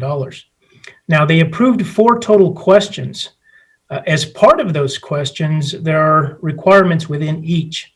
For question 1, we have the park improvements, dog parks, and sports courts. That was a total of $16.9 million. That included the items bulleted below, which are the Hadley Avenue reconstruction complex improvements, Unidad Park rehab and new splash pad, the sports courts and park rehabilitation, 2 dog parks, and the new East Mesa Public Recreation Complex. Question 2 approved a new Animal Services Center in the amount of $9.8 million. Question 3 was the replacement of Fire Station number 3 for $6.2 million. And the last question, number 4, was the walking, jogging, biking trail improvements for $2.7. One thing to note, again, is all of these projects are to be completed by the end of year 2022. So we'll go over a brief recant of the public engagement that happened both pre-election and post-election. So as council recalls, we hired architectural research consultants to assist in how viable these projects would be for Go Bond. So as part of those efforts, back in May 2018, there was an address created so people can submit input, and that was via gobond@los-cruces.org. Between April and May of 2018, surveys generated 824 responses from the community. ARC, or Architectural Research Consultants, compiled 417 comments from both meetings and a survey. Now, between the dates when we initiated this of February to July 2018, there were 6 council meetings. Those included a work session, award the contract, and to approve the bond questions, and also a news conference. Also, between February and May of that year in 2018, there were a total of 9 public meetings. As we moved into the post-election portion of it, between December 2018, which was after the award in August, to September of this year, there have been a total of 10 council award meetings. Between January 2019 to September 2020, there have been a total of 6 council work sessions. Now, this next item, between January 2019 and March 2020, there were a total of 10 public meetings. These were actual public meetings where we engaged the public at different sites. Again, this is pre-COVID. The next item that you see is April 2020 to September of this year. And then at that time, we've had a total of 13 public meetings. Now, these have all been virtual meetings due to COVID. So some of the accomplishments that we've had, obviously, is we've hired a program manager under contract in ECM International Incorporated. Council approved this contract back in December 2018 for a total of $1.2 million. They are to obviously coordinate the design and construction, track invoices, and provide updates as part of the program. And that's what they were hired to do.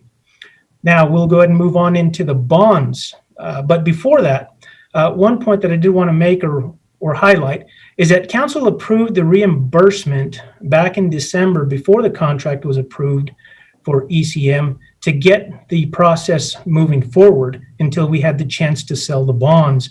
And at that point, we would, once we sold the bonds and got the funding, we would able to reimburse them to start the work. So the first sale of the GO bond, which included $18 million, or roughly half, was sold back in February 12, 2019. Here more recently, the second half of those bonds were sold in August for the remaining 17.6. Now we'll go ahead and move on into the updates for each project as we go through. And you'll notice that they'll go by question. Question 1, obviously, will have various projects that are associated with it, and I'll go through those, each one. The first one that we have is the Hadley Reconstruction Complex improvements. That was a design-build contract, and that contract amendment was approved by City Council here recently on August 17th. Since then, the pre-construction conference was held September 29th. The notice to proceed was issued October 5th. Now, the areas associated with this project and the improvements are as follows. We have MAG, Hardy, and Pause ball fields. Those improvements all include work to the concession stand, restrooms, the crow's nest, stucco repairs, and Musco lighting. The other field associated with this project is the Ron Gaia T-ball fields. That includes irrigation, backflow preventer, and Musco lighting. Here's a copy of the project schedule for that. If you can see here, with that approval, the contractor's been going through and getting their permits in place to move forward. Now, another thing that I'd like to point out is this line here, or this time frame that you see related to the lighting. We'll go over that a little later on as part of the projects, as this is one of those items that has pushed this project further out, just due to the lead time of this type of material. And this is pretty standard across all installations and these types. So that Musco lighting, there's quite a bit of a lead time before we can, when we order the materials, to they actually come in. Now, the remaining portion of the schedule, you'll see where the contractor has identified where they will be doing those improvements for each of those items at each of those sites. Moving forward, another project in question 1 is the Unidad Park. Those construction drawings are at 90% complete. We did have a second public meeting, virtual meeting that was launched back in June And we also presented this to the Parks and Rec Advisory Board, and we received approval to move forward with the final master plan or design of that project back in July 16th. Now, this project does have a splash pad with a recirculating system that has been notified to us will be required as part of the water conservation ordinance. And we'll touch base on that a little bit later on in the presentation. So keep in mind this portion here. As you can, here's the layout of the projects itself. You can see the improvements that go through, and this was presented. You will see this is the estimated location of the splash pad and the improvements to the park. So as part of the replacement of the park, we're going to be taking and maintaining that look and feel. As all of you know, the Unidad Park was a huge community endeavor to build a park. So we wanted to make sure that the design reflected that in the new construction. So as part of that, we're going to be replacing all the wood pieces with composite material. This will also include, so for your viewing, is a sample of a splash pad with water features.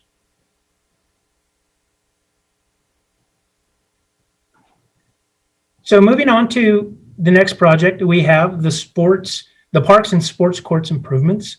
This is also under question number 1. It is also a design build contract, and that contract amendment was approved by City Council in August on the 17th. That pre-construction conference has been held on October 1st, and the notice to proceed was issued October 5th. Now, some of the improvements and locations are going to be listed below. So we have some picnic and playground improvements included at Desert Trails, Young, and Apodaca Park. We have tennis and pickleball court improvements at Young, Apodaca, Lions, and Metro Verde parks. And lastly, we have basketball court improvements. Those are going to be at Metro Verde, Fort Hills, Cardon, Benavides Community Center, Frank O'Brien Papin, and Klein parks. As with the other project, here's the contractor's schedule for viewing. As noticed and as explained, the notice to proceed was issued October 5th, and the contractor has actually begun construction on this project, which was last Monday, October 5th, when they received that. Again, this schedule here shows the date ranges of when they will be at those dedicated places to perform those improvements.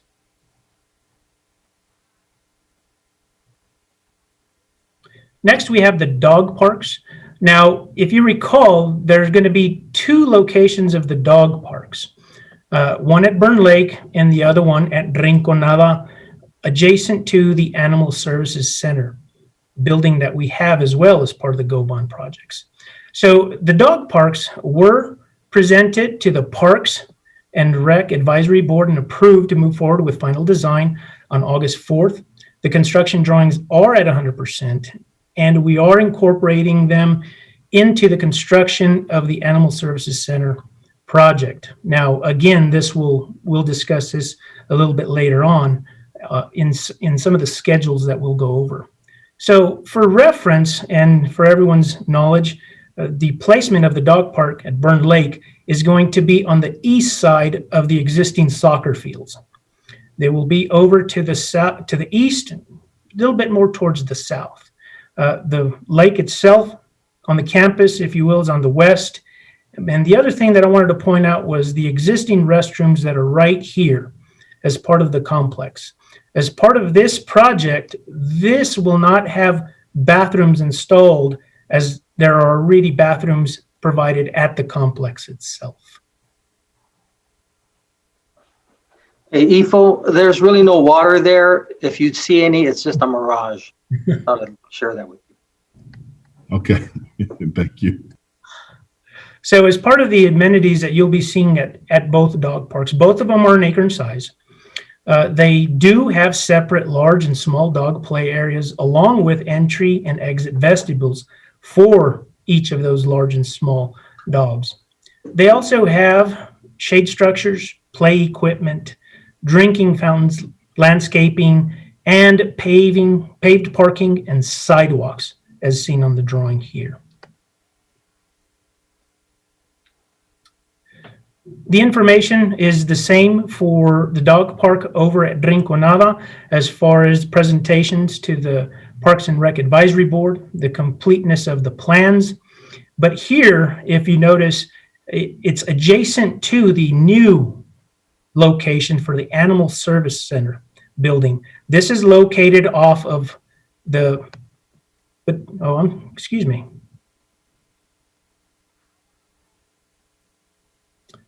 This is located off the frontage road of Baton Memorial West at the intersection of Rinconada. So again, it'll be adjacent to this facility here and incorporated into the construction of this facility. This has the same amenities as the location at Burn Lake with one exception. This will have restrooms. The reason for that, and those restrooms are located here in between to be accessible from each side. The reason we're providing restrooms here, or these facilities, is this is separate from the Animal Service Center. There was a lot of questions and concerns when we were going through that public input that said, you know, well, are people just going to be coming over to the Animal Service Center to use the facilities, and then we have, you know, contamination from pets going in and out? And so it was decided, no, that this would have its own facilities for that purpose as we move forward with that. And last on question number 1 is going to be the East Mesa Public Rec Complex.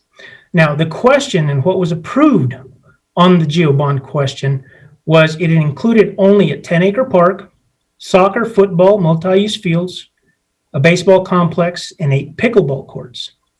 Now, the roadway and utilities were not part of the GeoBond question. However, staff has worked to identify funding through separate bonds and other means to have these infrastructure needs completed. Also, as part of the complex, as we were moving forward, we developed a master plan to build out the entire complex with the anticipation of a second GeoBond election or question to be voted on by the public. Again, the question in number 1 did not complete the entire complex and the needs of the community. That's why we're moving forward with the master plan, perform that during the design, and that would allow us to complete that parcel completely. So as part of that, the designer came forward with public input, and we had 3 different master plans. If you recall, we had the Paseo, the Greenway, and the Parque master plans. Now, based on feedback or input from the public, the majority of them liked a combination of 2 of those. So the final decision and presentation to council, which was awarded in July 13th, was a combination of both the Paseo and the Greenway master plans. And that's what was approved for that area.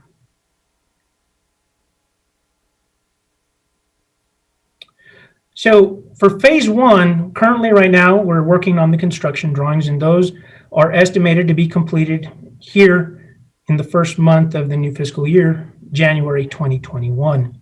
Again, the improvements that are going to go forward in phase 1 are what was approved in the question. So the soccer multi-use fields, we have the baseball complex, 8 pickleball courts, concession restrooms, and a 10-acre park. Again, this is phase 1 out of the developed master plan, and this illustrates where those improvements will be as part of phase 1 of the master plan. The next project that we have is question number 2. This is its own sole item. It's the new Animal Services Center. Again, the location will be off of Baton Memorial West in Rinconada Park. Here is a layout or an aerial view of what we expect to see with the improvements of the facility.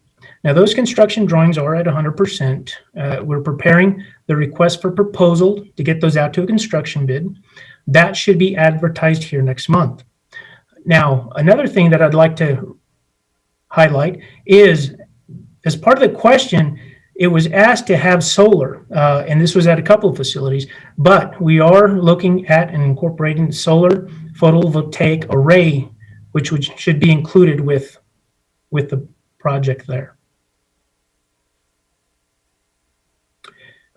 So here's just an architectural rendition of what the facility will look like.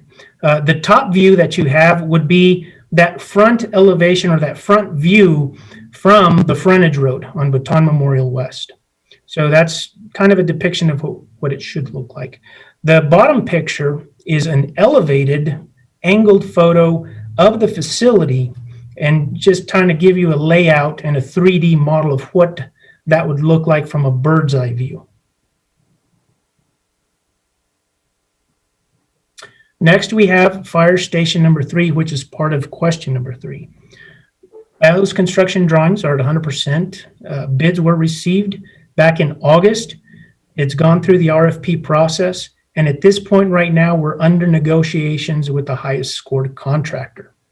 Again, for reference, the project will be adjacent to the existing fire station number 3. This will serve a couple of purposes. This will maintain services out of fire station number 3 while we construct and build the new facility. And then once it's built, then we'll transfer over. Again, this is off of Valley Drive next to Hainer and adjacent and sandwiched between the Brannigan Park to the east. Here's an overview of the site itself.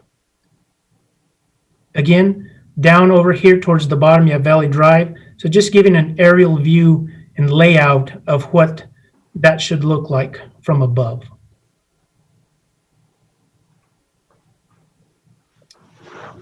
And here you have some architectural renditions. Again, what that building will look like, feel. The top one is a view from Valley Drive. Again, the bottom one is from an elevated perspective looking down, so you can see a 3D model in that regard. And now question 4, which is the last question that was approved on the bonds. This is the walking, jogging, biking trail. This is a design build contract as well, and includes improvements to the Armijo lateral, the Southwest City loop, which is part of the Mesilla drain, and the Las Cruces lateral. The construction drawings for this project are at 60%, and currently ECM is working on a guaranteed maximum price and on those documents to bring them forth to City Council.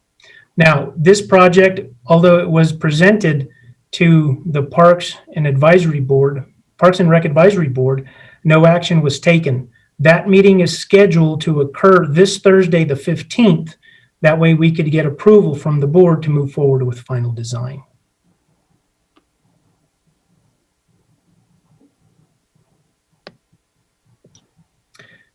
So here we have a picture of the project schedule. And I believe everyone is pretty familiar with this look and feel of a project schedule. And if you say, hey, that looks familiar, you are correct. This is the project schedule that was presented on the conceptual portion presentation when we first started to move forward with the GO bonds. So what I'd like to do at this point in time right now, if you noticed off to the right, or I mean off to the left, this is the schedule as of September 23rd in preparation of the meeting. Over to the right, you're going to see a little legend with a black line. It may be a little difficult, but this represents where the design and construction was as part of that schedule from October 2019. So as an example, as we go through here, for the top project, the Animal Service Center, you see that black line right here. Okay, that represented where the design phase was supposed to finish under that conceptual plan back in 2019. I'm sorry, let me get back to that.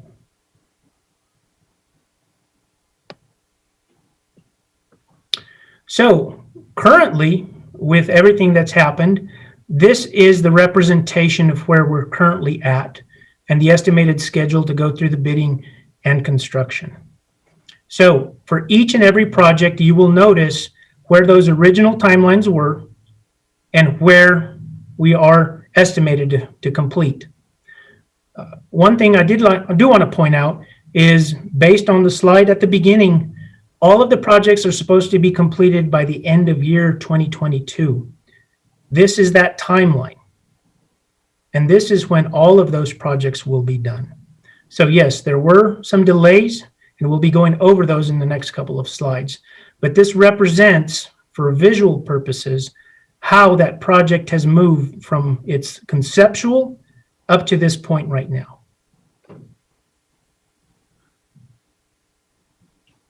So as we move forward with what were those delays and how are we going to remedy those? So first, for the Animal Service Center, you'll notice on there that we have some bulleted items for each. So part of the delay was that we added the dog parks to the design.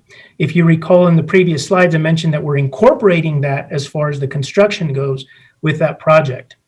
So by adding that to that project, that delayed those design times for that project.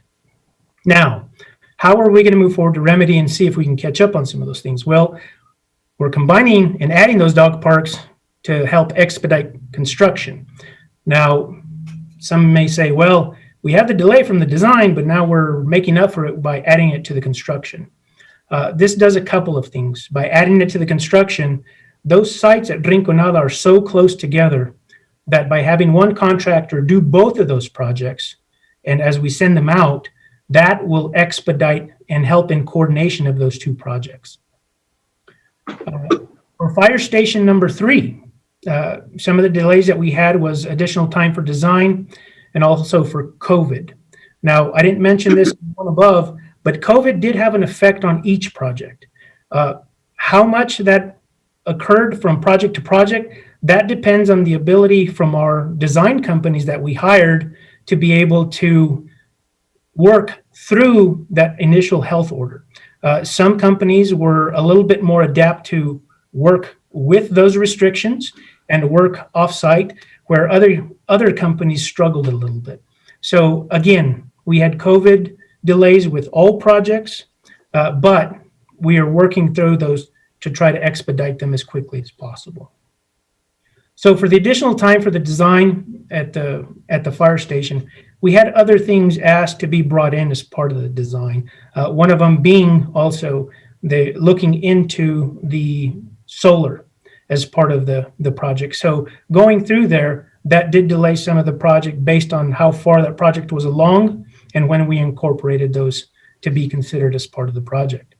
Now, what are we doing to expedite some of those things? We are expediting the negotiations and the contract execution so we can get to construction sooner. Now, we did expedite the RFP process, but we did not mess with the integrity of the process. The example that I'm giving is we were able to schedule those RFP meetings sooner to have them. That way we could move forward with obtaining a contractor to move forward to negotiations. The next project that we have is the East Mesa Public Rec Complex. Some of the delays that we had here was including the master plan to be able to complete that campus under phase 2. As part of phase 1, obviously, we had the questions and what we had to build there. Obviously, that did not suffice the needs of the community based on the feedback. So we had the design contractor do a master plan. That way we can move forward under a second geobond question to complete the campus. Now, we are working with that designer to expedite the design. I did mention that they are scheduled to be completed in January 2021. We are looking at all items on how we can expedite those designs to finish that a little bit sooner. Also, we are separating out the access road and utilities as part of this project, and staff is working in conjunction with that designer, and we will attack that separately to get this moving sooner. Next, we have the Unidad Park. Some of the delays that we've encountered there are some requirements from the New Mexico Environment Department. That is, we do require to have a recirculating system as part of the splash pad. Now, what that does is, although we designed to have infrastructure in place originally and then install it at a later date, we have since been given direction that we need to incorporate it with the project. So this has caused some of the design delays. With that as well, that also includes additional improvements because of that. Because of that, now we also have to provide other additional amenities as far as restrooms and showering facilities. So we're working through those. And as mentioned, we're trying to expedite those designs to catch up with these new requirements. The Hadley Recreation Complex, again, I said, remember the lighting and the Musco, those do have anywhere from 16 to 20 week lead times, and that's what we're looking at here, is basically those lead times to get those things here. What we're doing is construction will begin there at the facilities, depending on how the health orders go and whether we have to schedule to have certain facilities open for activities, or if we have the ability to keep those facilities closed. That will give us an opportunity to work with our contractor to complete some of those things sooner as crew times allow from the contractor. For the park and sports courts, the delays that we had there, we went through a series of public input. There was additional questions at a Park and Recs Advisory Board meeting where we went back out to get more public information, and then COVID hit. So that kind of delayed some of those meetings and how we were able to address some of those because we couldn't gather, and also getting other information from that. What we're doing again for that one to help speed it along is all our user groups and our customer departments that are working with those user groups to schedule some of these things as we move forward. Again, this is dependent on the health order and what is going to be available at the time, what can open, what cannot open. So we're looking at those opportunities to be able to capitalize should the facilities not be in use. And lastly, the walking and jogging, biking trails.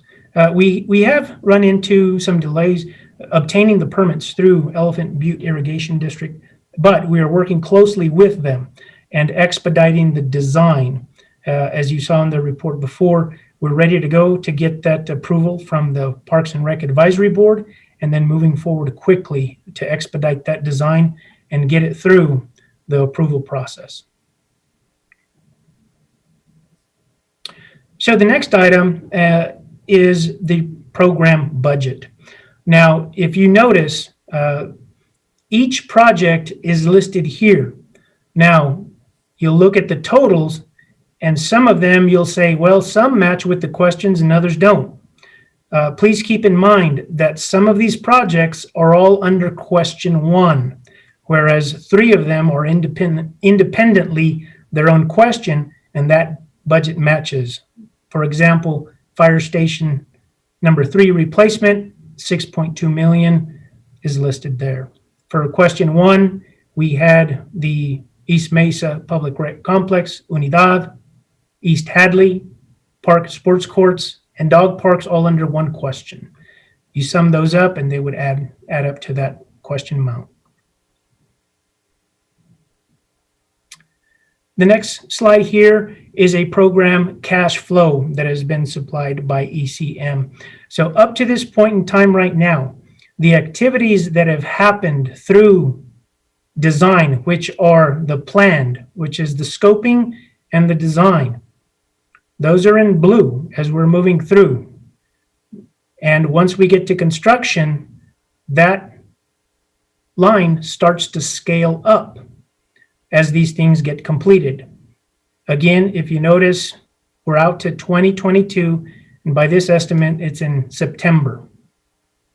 Now, that's the blue line of the anticipated improvements through design and construction. The orange line dictates what has actually happened. As you can see, it's mimicked that line fairly closely. And what we'll start to see now, with some of these designs completed and negotiations underway and some starting construction, we're going to see those activities start to shoot up.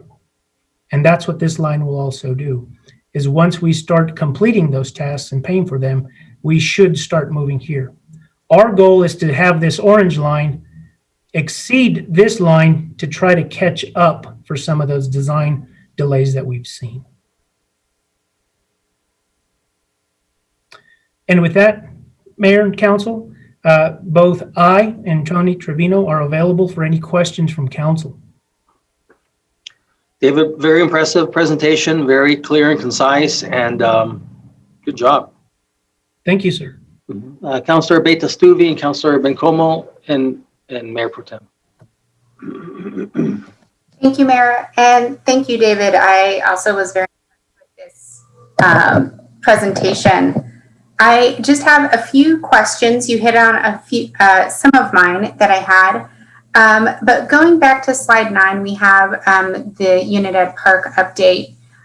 With those design structures, I think it's one thing that is important, I know, to myself and to many others, but having things be inclusive of all abilities when we have children. And so are there kind of like ADA elements in here so that perhaps if we had those with different ability levels to be able to participate at every park? And so at this park, would they be able to participate? Mayor, Councilor Beta-Stuvi, this is Tony Trevino, the interim Deputy Director of Public Works. That is a great question. If you can see that picture on the lower left-hand corner, there are several ramps included there. So that was our attempt, not our attempt, that was our design basis to make it ADA accessible for all the elements of the park. We did want it to kind of make it elevated as the existing park is. It's kind of have some platforms, some elevated areas for the parents to see their children playing. In the middle, you can kind of see a little kind of circular kind of sitting area there. Just to the right, David, right there. So that it's all elevated for wheelchair accessibility or all access, I guess you can say. So yes, ma'am. So it is fairly large. It is spread out just to make those raised platforms accessible. Fantastic, thank you. And I know how loved it is that it had that wood feel. I know as a parent, I've crawled after my kids in the little tiny spots, and gotten stuck myself. So I know it's so well loved. And so I'm glad to see that those design elements are included in here and with the splash pads. Just a clarification from slide 11 on our different basketball courts. Just to make sure we have Hill Rise also listed. Okay. Sorry, I saw Hill Rise on one, but not on the other. So I just wanted to go back and check that. And then for slide 13, when talking with a new dog park, is there a pathway that goes from that new dog park to those existing restrooms? Because it looks like you do have to cross kind of a bigger street. So is there any sort of consideration or sidewalk notification that will be there to help with pedestrians? Mayor, Councilor Beta-Stuvi, this is Tony again. At this point, right now, there is no existing sidewalk. There's some millings, which is some recycled asphalt laid out in the parking area and the roadway around the soccer fields. Wayfinding signage will be incorporated as part of this, directing the public to where those restrooms are. So that is something we'll definitely look at for access and the route to those restrooms. So thanks for bringing that up. That is a great question. So we will look into that. Okay, thank you. Yeah, and then perhaps proper lighting then as well, just at least on the roadway. Okay, thank you. And okay, next up, I have it all by slide number. So with slide 25 and 26, I do appreciate the the chat about the delays and the rapidities. For slide 26, can you explain a little bit about the particular lighting, it does have a kind of a long lead time. And so what makes this lighting kind of the thing that we need to use? Mayor, Councilor Bates, this is Tony again. So the Musco lighting is the type of lighting that Parks and Rec is going with in all the parks. This allows for their maintenance schedule, their use of it, their control of it. It's kind of like how the utilities department has their SCADA system, where they can kind of utilize and control the entire system from the computers in the office. So this gives them that ability to control all the lights within the city and all their parks. So this is the route that they're going for with all their lighting. You can see these lights on the new the soccer fields, the Van Dam soccer fields. These are the new lightings they installed there, and to keep it consistent throughout, these will be installed throughout the Hadley complex. Fantastic, thank you. And then as we move forward with these projects and we're looking at contracts for construction, are we going to have language written in kind of for protection of completion, since we are still in a pandemic and we know that there are very unusual circumstances that can happen with companies, with people and things like that. And so I want us just to make sure we still do have obligations to complete these as near on time as possible. But what type of considerations are we looking at the city to kind of protect those investments when we're sending out these RFPs? And Mayor, Councilor Bates, what we have written in our contracts and what legal is kind of making sure that we have it in all our contracts is liquidated damages based on the final contract date of when the project should be done. The amount of these liquidated damages is cost per day for each additional day after the contract is completed. And the amount per day is based on the total amount of the project. The higher the amount of project, the more expensive the project is. Of course, the liquidated damages will be a higher amount for each day. So that is added to each contract as we move forward. And that is actually in every contract that we do at the city roadway or anything we do. Fantastic, thank you. Councilor Abeta-Stuvey, if I could add to Tony's item. So we do have the liquidated damages. As part of the contract, we also have each contractor provide bonds. So both performance and material and labor bonds. So should anything happen, obviously you mentioned the effects of COVID, and hopefully nothing does happen to our contractors that we hire. But should it, we have the ability to place a claim back on that bond to complete the project. So if for whatever reason something happens to the contractor, we have the fallback to go on the bonds to complete the projects. Okay, fantastic. And then do we anticipate or have built in any sort of accommodations if there are state issues that we have to look at? Once we send out these RFPs, is there anything that we have on the city side that we have to be concerned about with sort of limitations? Or what would limitations look like that we might have to deal with on the city side later on? Mayor, Councilor Bates-Stuvey, the only limitation that we have right now where we deal with the state is some permitting. For example, the fire station. We had to get to the city can't permit their own projects. We had to go out to the state CID, Construction Industries Division. But the way we've been trying to accommodate that is actually go for the permit during design. So that is some of the items we addressed during design, where we submitted everything to the state for the pre-approval. So once the contractor is on board, all they got to do is get the permit. The jobs have already been approved, reviewed, approved, and just ready for the payment and the release of permit. So that is the stuff we've been kind of trying to address in the forefront. Fantastic, thank you. And this project, I think, can be so special for everybody and bring in so many different elements for our community. And that's why I know it's so important for it to get done within the time frame that we've kind of promised the public. And so I really appreciate the transparency on looking at all this and having this meeting today. So thank you, David. Thank you, Tony. And thank you, Mayor. Thank you, Councilor. Yeah, thanks, Councilor. Next is Councilor Bencomo. Thanks, Mayor. Thank you so much, David and Tony. I just have a few questions. in terms of the dog park timeline, so are they all going to be in construction at once, or are you building one and then finishing that one, starting another one, and they just all have to be done by that date? Or how are the dog parks going to be constructed? Mayor, Councilor Bencomo, good question. The scheduling of each project, since it's going to be the Animal Service Center as well as 2 dog parks, we give a timeline to the contractor when everything's got to be completed.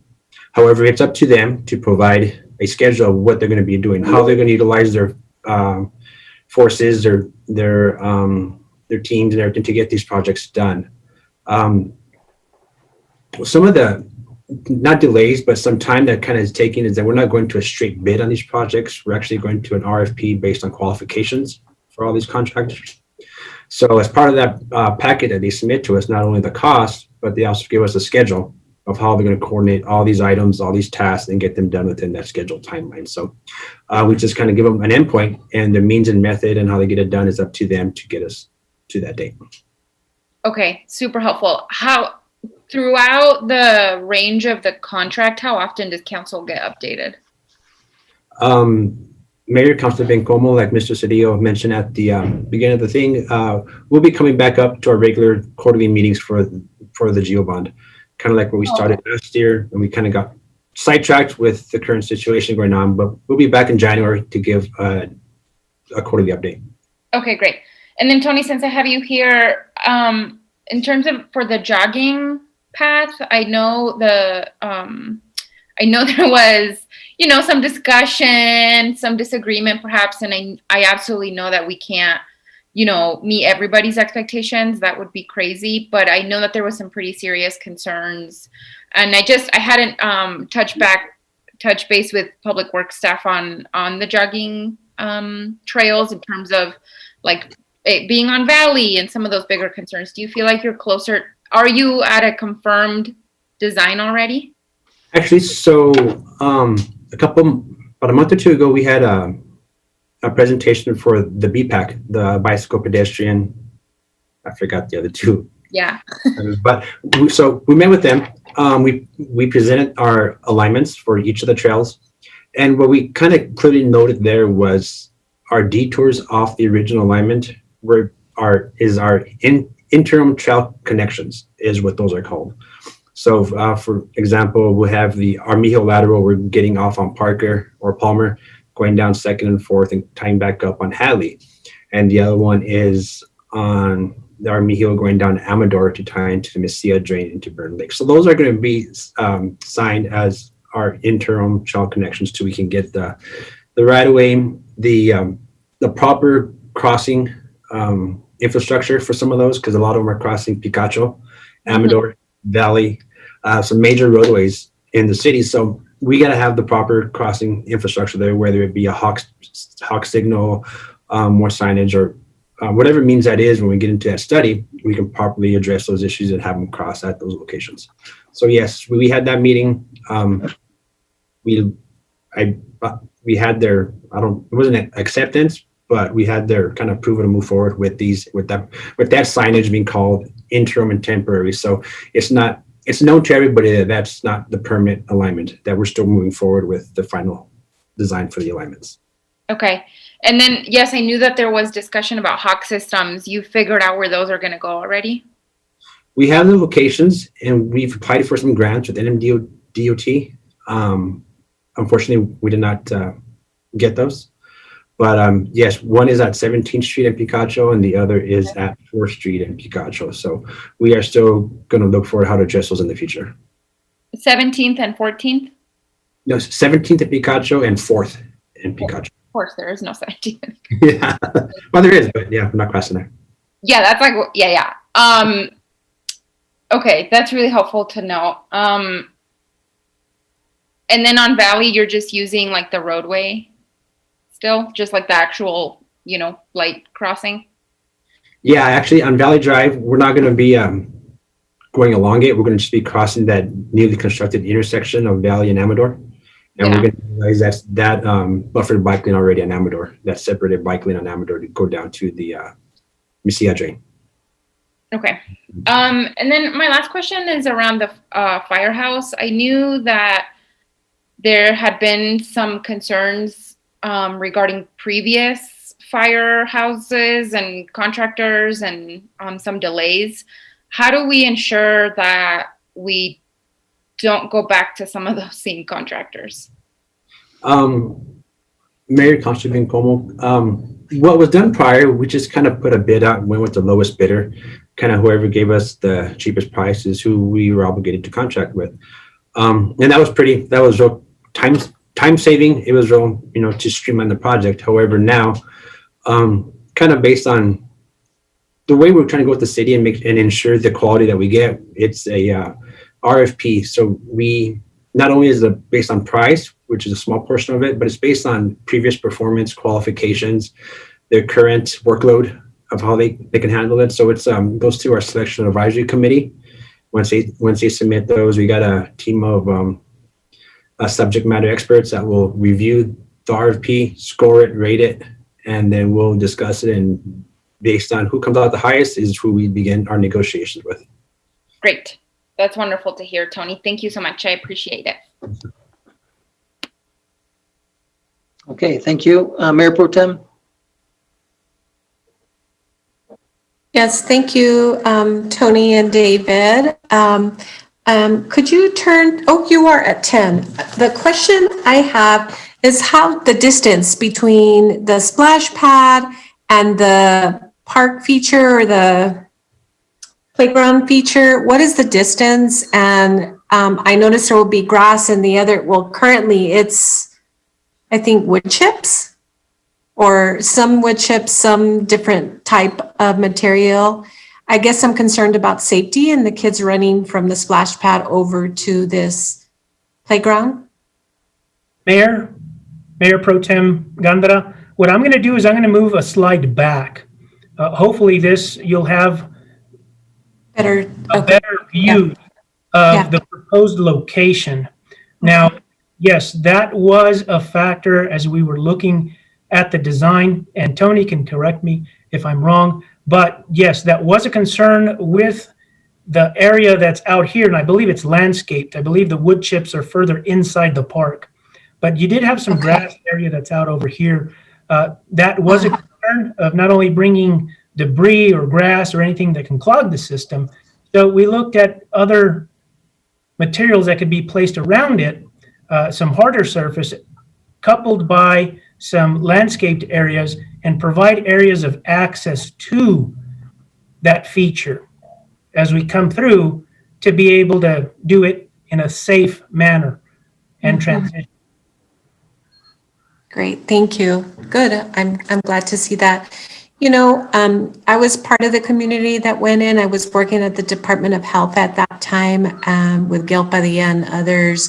And so the community took such ownership in terms of building, right, the park. And I know that we are on a time crunch and we have all these deadlines. But I'm wondering if there is a way that we can involve the community moving forward, because the community had been such a huge part of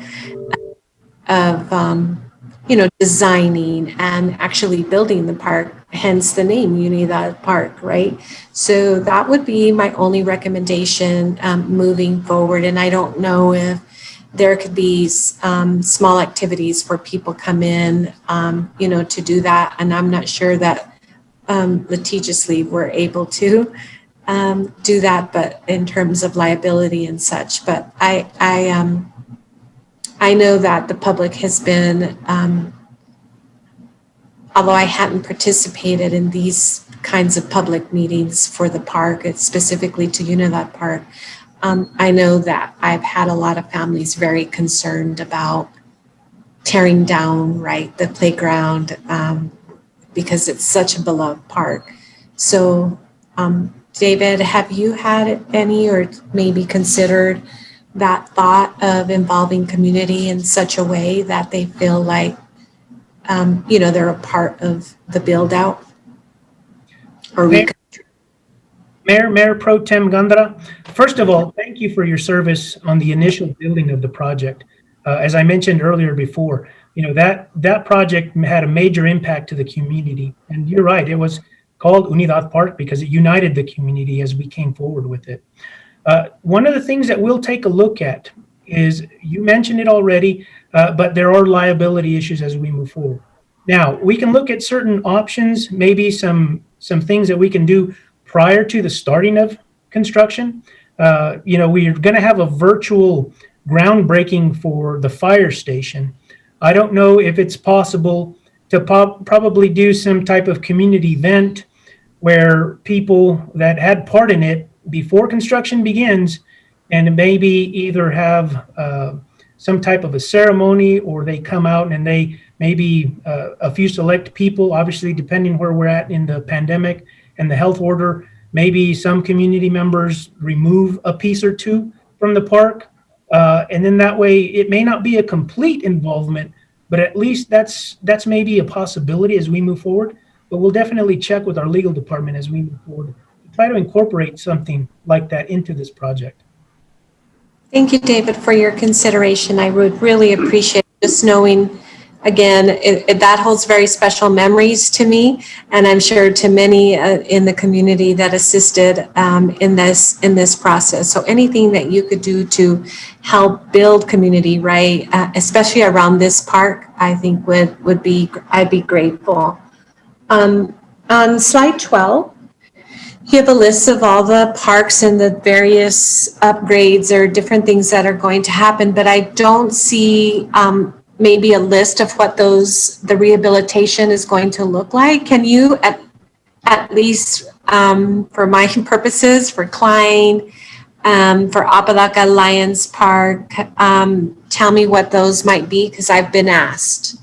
Mayor Pro Tem Gandara, I'm going to let Tony go ahead and fill you in on what those improvements are going to be at those locations. Thanks, David. Put me on the spot. Let me try to remember this, Mayor Councilor Gandara. Klein Park is going to be a rehab of the basketball courts.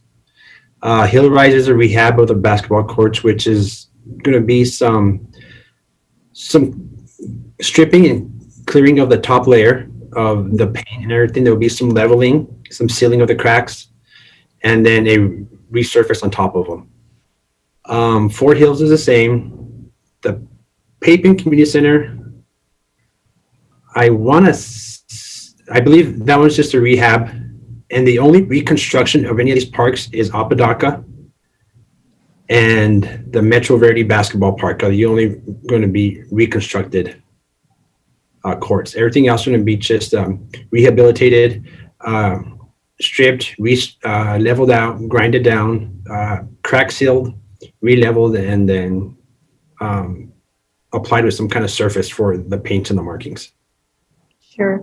Tony, specific to Apodaca Park, I know there's been already some improvements there with the rock, right? The landscaping around, at least on the side. I haven't crossed over to really pay much attention, but on the Solano Madrid side, right? There's some nice landscaping that has been done. Can you be a little more specific in terms of, and if you don't have that, if that's okay, if you all could send me something more specific, I'd appreciate it. So for Apodaca Park, Mayor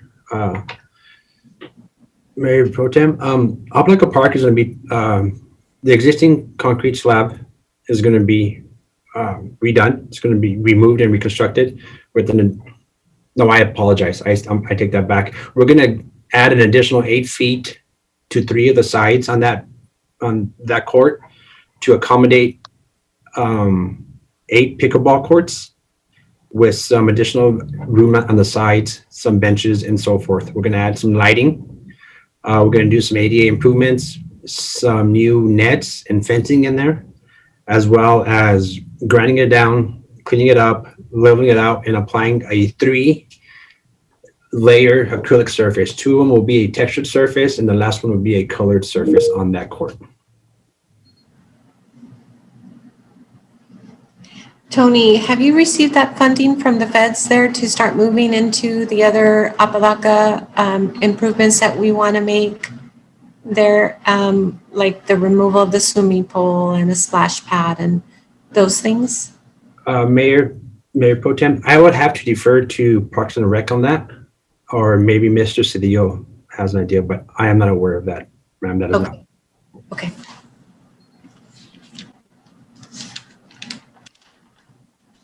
Mr. Cedillo, Sir Park and Rec, anybody? Good afternoon, Mayor Pro Tem. This is Sonia Delgado, Director of Parks and Recreation. We have not yet received that grant for that portion of the park, but we anticipate to get that, but we're not exactly sure when that will be.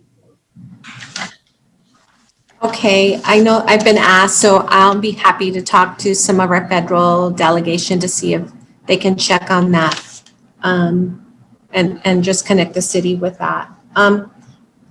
David, slide 19. That's for the Animal Services Center and the solar panels. Now the solar PVA that will be installed, can you talk to me a little more in detail of what that entails? And if it means actual solar panels, would that affect the older building as well? And if it isn't, are there plans in the works to put solar in that older building? Because I would imagine it uses a lot of electricity. Mayor Pro Tem, this is Tony Trevino again. David, can you go to the next slide, please?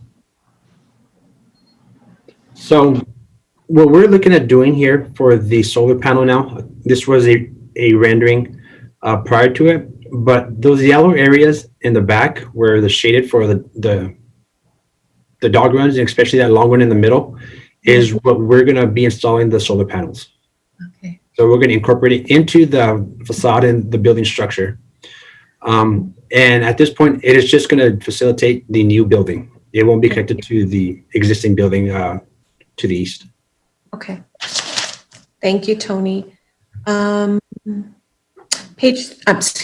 20, the old station, what are we going to do with it? I don't know why I'm thinking it might be for storage. I don't know. What will we do with the old fire station?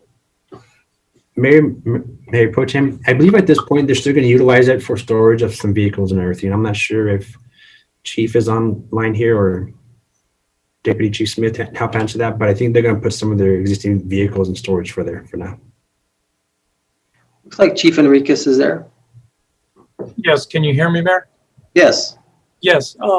Yeah, we'd like to have it evaluated once the new Station 3 is built, and then see what it looks like as far as maybe a structural engineer design. But we'd like to keep it, especially because of the bay area, to park some of our reserves there and keep them out of the elements. Mm-hmm. Good. Oh, good. I think that would be helpful for sure. I hadn't heard what we were going to do, so I appreciate it. Yeah, I thank you for all the work. I know COVID certainly put a wrench in some of this. I know that in the past, when we've talked about contracting and bidding, that sort of thing, you've included a provision there for folks who might be late in terms of where they're at with the building, the build out. Does that provision exist, Tony or David? And specifically, what does that say? I think that at one time, am I dreaming this up? You charge them daily, right, for the number of days that they're late? Is that something that happens still? Mayor Pro Tem, no, you're exactly right. Like I said before, those are known as liquidated damages, which is based on a fee per day after the contract has expired. That amount per day is based on the amount of the contract price in its entirety. So it might go up from a couple $1,000s to a day, or a smaller project, just a couple $100s a day, just depending on the overall contract price. But those are included in all the contracts from Public Works as we move forward, whether it's a roadway project, a smaller one, or some of these bigger facilities. Okay, very good. Thank you. Those are all my questions. I appreciate all your work. Thank you, Mayor Pro Tem. Thank you, Mayor Pro Tem. Councilor Flores and then Councilor Vasquez. Thank you, Mr. Mayor. And thank you, Mr. Trevino. Thank you, Mr. Cedillo, for your presentation and your answers, your thorough answers. So my question, I have a couple of questions. One of them is, isn't there a requirement under the GO bond to have everything fulfilled by a certain date? Or did I misunderstand that? Mayor, Councilor Flores, this is Tony Trevino again. No, you are right. It is, as stated in one of the previous slides, it's the end of the year of 2022.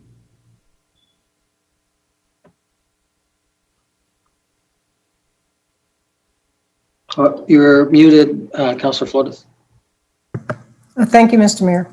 So the prediction at this point, Mr. Trevino, is that we will be done by the end of 2022, and that is, everything's in motion at this point. Is that correct? Correct. With our longest project, our longest lead time of a project is the East Mesa Sports Complex, and that is scheduled to be completed in September of 2022.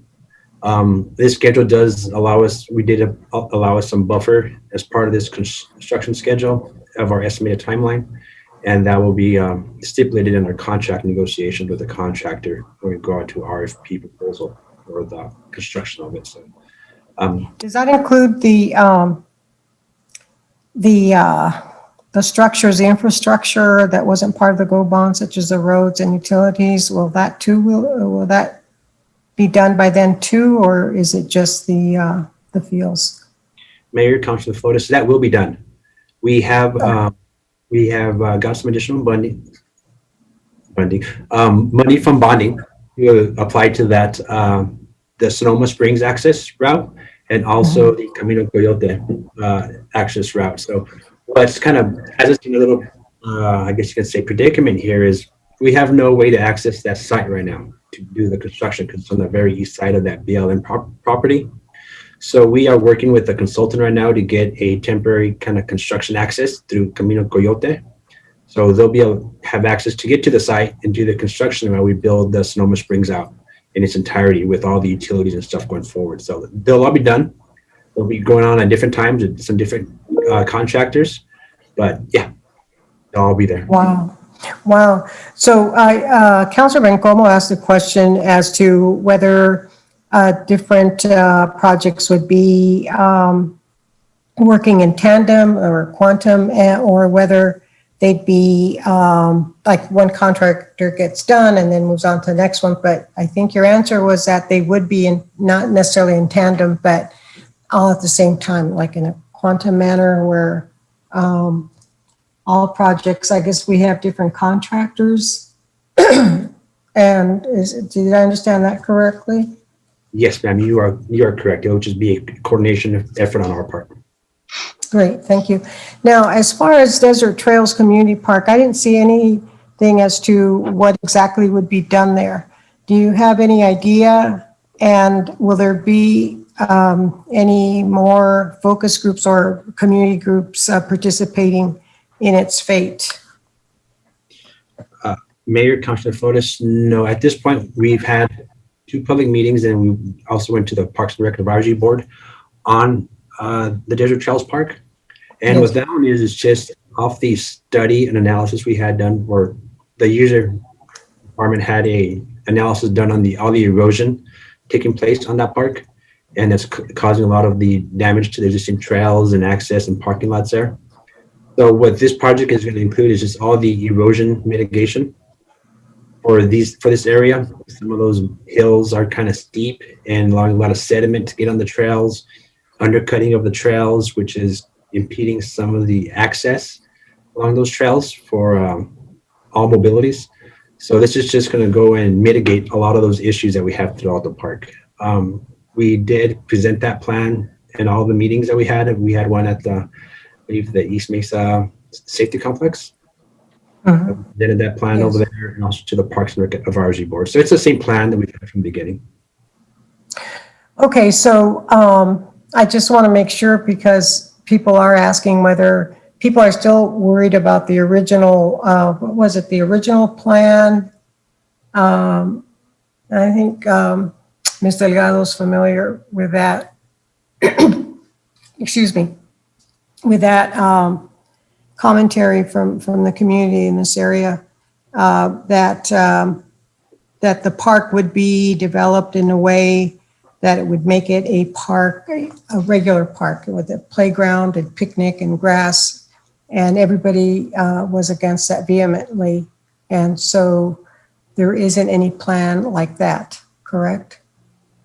No, ma'am. This is just for the erosion mitigation, just the dirt work. Just the erosion.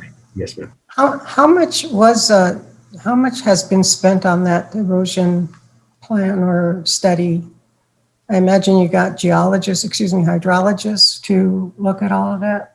I would have to get back with Parks and Rec. They hired a consultant a couple years ago, 2-3 years ago, to do the analysis, and we're just carrying that forward.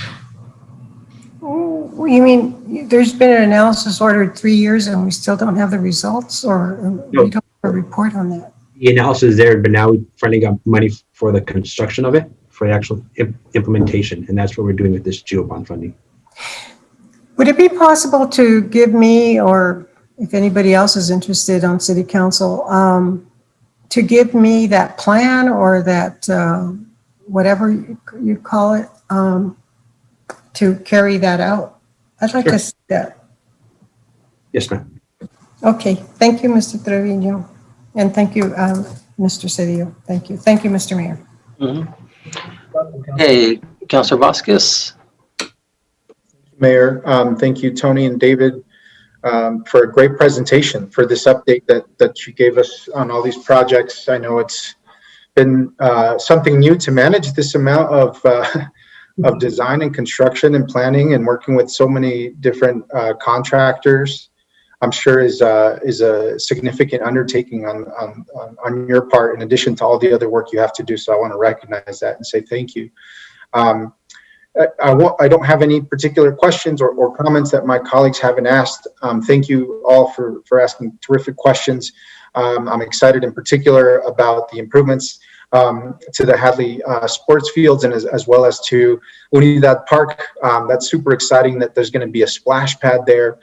And, you know, I know that especially during baseball tournaments or softball tournaments, or just, you know, local practice, man, kids would love to use that splash pad while, you know, maybe the other kids or their brothers and sisters are playing in a baseball game. I could see, you know, the moms and the dads taking their kids out to that splash pad to just have an amazing time together as a family. And they could all be doing something different as part of that complex. Skate park is right around the corner. We got a BMX track. I mean, talk about a cool facility for the city, just getting a little bit cooler. So I'm really excited about that. Actually, I did have one quick question on the Klein Park basketball court. Is it my understanding that there was a private donor that was going to extend that basketball court in the past to like a regulation size? And is that still happening anymore? Mayor, Councilor Vasquez, I believe Parks and Rec has more information regarding your question there. So I'll defer to Sonia Delgado in Parks and Rec. Okay. Good afternoon, Mayor, members of council, Councilor Vasquez. That gentleman's name was Jose Treviso, and he was from Full Court Fiesta, and he wanted to put together a tournament. And in doing so, he's going to get some sponsors together to have a basketball tournament there at Klein, and he was going to redo the entire basketball court. So on the list of GoBond projects, that's why Klein is listed last. We're going to give him some time to be able to get that done. He's currently in the process of putting together the funding pages and the sponsorship pages. They should be coming out soon. I just spoke to him last week. So we wish him well and hope he can get that done. It's going to be a great project. Okay, great. Thank you so much, Sonia, and thank you, Tony. The only other suggestion I have, and I think we may have mentioned this the last time we talked about the GoBond in a work session, is some signage for the project locations. I think we said that there might be some old CIP project signs in storage somewhere, in a warehouse somewhere. One of the ways that I knew what some of the city projects were as part of our last capital investment kind of campaign was those big signs that were in front of the project locations that detailed how much the project cost, I believe, the description of the project, and I forget what other information was on there. But I think in terms of communicating to the public that these GEO bond projects are moving forward and holding ourselves accountable to a completion date, or even just summer, fall 2021, 2022, it would be, I think, terrific to have some signage in front of each GO bond project, because that's really where the interface is going to happen. While the public is using those parks or using those facilities, they will know that a renovation is coming. And I think, to communicate better with the public, in addition to our city council and our public information office, having some signs in front of some key projects that details what those, what the investment is, what the renovations are, and when our expected completion date is, I think would serve the city really well to get information out there and would let folks know that progress is coming. And so I don't know if those signs are still out there that we talked about recycling last time and perhaps printing over. I think Udell had mentioned that, but I'd love to see those signs and have like a GeoBond logo at the top and let folks know that these things are happening. Mayor, Councilor Vasquez, David Cedillo for the record. We are currently working through that process to get those signs up. We're working through our artist to get that design, the specifics for each project, and then we'll work with the sign company to have them printed on those other signs that we had. So that is still going to happen. We're in the process of getting those through other means and not as part of the funding for the GO bonds. But yes, we agree. That's very important to be able to advertise to the community. Thank you, David. And it helps hold us accountable to those completion so that the public can expect those projects. No, I think those are all my comments. Thank you again. Apologize, I think my connection might be a little bit unstable here, but love to see those signs popping up soon. And thank you guys for all your hard work. I'm very excited for this, and hoping this is just one of our first GO bond. Hope we can have some more in the future too. It all depends on this one, though. It's all riding on this one. So thank you, guys. Thank you, Councilor. Thank you. Councilor Sorg? Come on. Oh, here we go. It's a little slow in reacting here, of course, as usual. Thank you, Mayor, and thank you to all the staff that's done this reporting here today. Big, complex projects we have going here, which brings to mind we hired a project manager, outside project manager for all these projects. Did we not, David? Mayor, Councilor Sorg, yes, you are correct. That is okay. Okay, is that project manager still working on it as planned? Yes, sir. That project management company is still working through right now and will be working through completion of all GO bond projects. Okay, that's good. That's good. I like to hear that.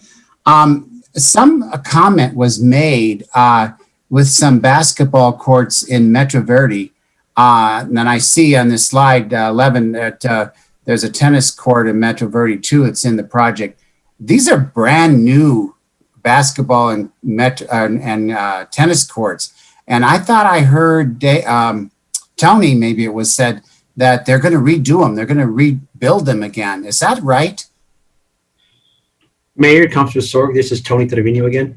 Yes, sir. When the basketball court at Metro Verde was constructed, there is a major drainage issue where water does not get off the court, has seeped through the cracks, and has caused some damage to the subgrade and made some uneven areas on that course. Okay. Construction. That's too bad we didn't catch that before they built them. Yes, yeah, sir. Something to think about for the future, maybe. Any new parks that are built out there or anywhere in the city, something that we want to keep on top of so we don't have to waste our money rebuilding things. And then finally, last, signage that Councilor Vasquez had talked about is awesome. That's something we definitely have to do. I can remember our community development projects we had when we passed the 3/8 GRT tax increase. We had several projects that were community development, kind of, forget the exact name we had on it, but there was several major projects and we had a large sign on each one of them. And that really is a good thing. So carry on, everyone, Tony, David, staff and everything. And thank you, Mayor. Let's go forward. Thank you. Thanks, Councilor. Councilor Bencomo? One last question for Tony. Tony, on the Hawk system, I'm curious, the one on 4th Street, I'm curious if you've had conversations with the schools. I know that MacArthur is right there and they're now a community school. I'm curious if that could be a partnership to at least bring one of those Hawk systems to that area. Mayor, Councilor Bencomo, we definitely have spoken with the Las Cruces Public Schools on this, because right there is their major crossing for Picacho. And that is why we located this crossing right there. And we kind of did a detour of that alignment. The other one was going right along the railroad, which is due to safety. So we did push it off to an existing crossing. So we have discussed it with public schools and have been in discussion with NMDOT. Okay, and that hasn't come to any fruition yet? On that conversation, we did apply for the MAP grant for that project, but we were not successful. And so we'll figure out and try to move forward with that in the future, how to get that taken care of. Okay, that's awesome. You guys really do think of everything. So thank you. Okay, well, very good. Well, gentlemen, thank you again for your presentation. As Councilor Sorg said, just carry on. Looks good. Thank you, Mayor.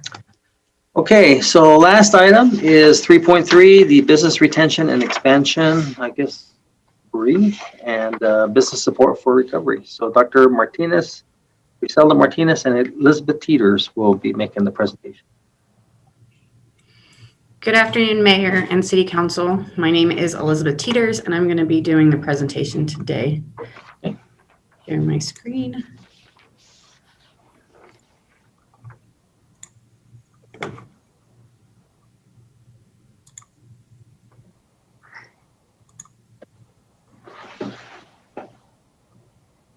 Okay, can you see my screen? Yes. Okay, great. So we call business retention and expansion BRE, just for short. So what is BRE? The definition of BRE is it's an economic development strategy of proactively connecting with existing businesses to understand and respond to local business needs. So basically that is taking a proactive approach to business development. A lot of times you think of economic development and business development as reactive. So if a business is about to shut down or something like that, they go and they seek help to, hold everything together and to stay open. So business retention and expansion, you're meeting with businesses more often, you're talking to them so you're aware of what's going on, you're connecting with the businesses, and you're understanding what's going on in their business environment. And so you can respond to the needs before it's too late. And it's also understanding the business climate in Las Cruces. So by creating this BRE program, we are going to have a better idea of how businesses are doing. And you'll hear me say a few times, fill in the gaps. If we discover there are needs not being met or programs not in place, we're going to be able to go and work on new programs and whatnot to make sure that our businesses are getting what they need.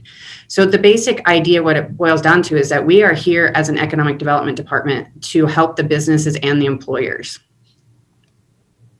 So our timeline, we started the program in August. It was basically our program set up. In September, we did our initial outreach. Now this is a pilot program that we're doing in the West Mesa Industrial Park. We chose the industrial park because the Market Street study that was completed recommended that we do a pilot program in the industrial park and then expand the BRE program to the rest of the city in phases beyond that. So in September also, we did our BRE launch. So after we did our initial outreach, we sent emails and we made phone calls. We did a launch at the end of the month where we invited the businesses from the industrial park to do a virtual meeting with us so they could ask questions, and we had all of our partners there too. This month, we are starting our industrial park visits. So after the launch, we'll generally meet with them one-on-one, and that's when we start talking about the business needs and their business themselves. And then we're also starting our second phase is going to be manufacturing and outdoor recreation. So we're starting to plan that process and planning when we're going to start reaching out to businesses and doing the launch for those sectors. And then in November, we're going to continue to do our visits in the industrial park and also do outreach to the manufacturing and outdoor recreation. So the BRE process, we spent a few months, like I said, doing setup. So this is where we talked to all of our partners and figured out what programs are already in place. So that way, when a business says that they need something, we can go and say, oh, so the SBDC can assist you with this, and we can make that connection for them. And from there, we set up our framework, which is the timeline basically I just described to you. And the rest of this is it's continuous all the time. So gaining support, that's our emails and our phone calls. We're letting them know this is happening. We're doing the information gathering now. Even though we haven't met one-on-one with businesses yet, we have already had businesses say, hey, we're thinking about expanding, or, we need workforce development. So we've already started making those connections. Once we do the visits, we're going to analyze the results, and this is when filling in the gaps comes in. We figure out, we pair the businesses with their needs, with our partners, and then we start filling in the gaps, and we report our findings. We figure out, our next steps, and this is continuous. So you'll hear sometimes that business say that they hear from us and then they never hear from us again. That's not what BRE is about. We are going to always be in contact. They are going to know that they can come to us at any point, and they are guaranteed at least one visit a year to go over their business and their needs and determine if there's any way we can assist them. So we'll continue to do this. We'll keep pairing them up with their needs as long as they need it. So that's kind of the process, and that's what we're going to be moving into with manufacturing next. As I said, we met with our partners. Oh, there we go. And you can see that we have quite a few partners involved in this. I love the relationships we've gotten with this and how much everybody wants to be involved in this, because we're all in it together. We're here to help the businesses. So this is just a slide of all the partners we have so far, and we are adding partners all the time as we realize that we still have gaps we need to fill in. And we've come up with 4 basic focus areas for businesses. So we have innovation, financial, growth, and training. Right now, obviously, financial is one of the biggest ones because of COVID-19. But these are our 4 main areas that we have discovered with all of our partners that we are able to assist businesses. Now, that doesn't mean that's all we have. If somebody has a need that we don't feel like a partner fits with, we will do the best we can to assist them how we can.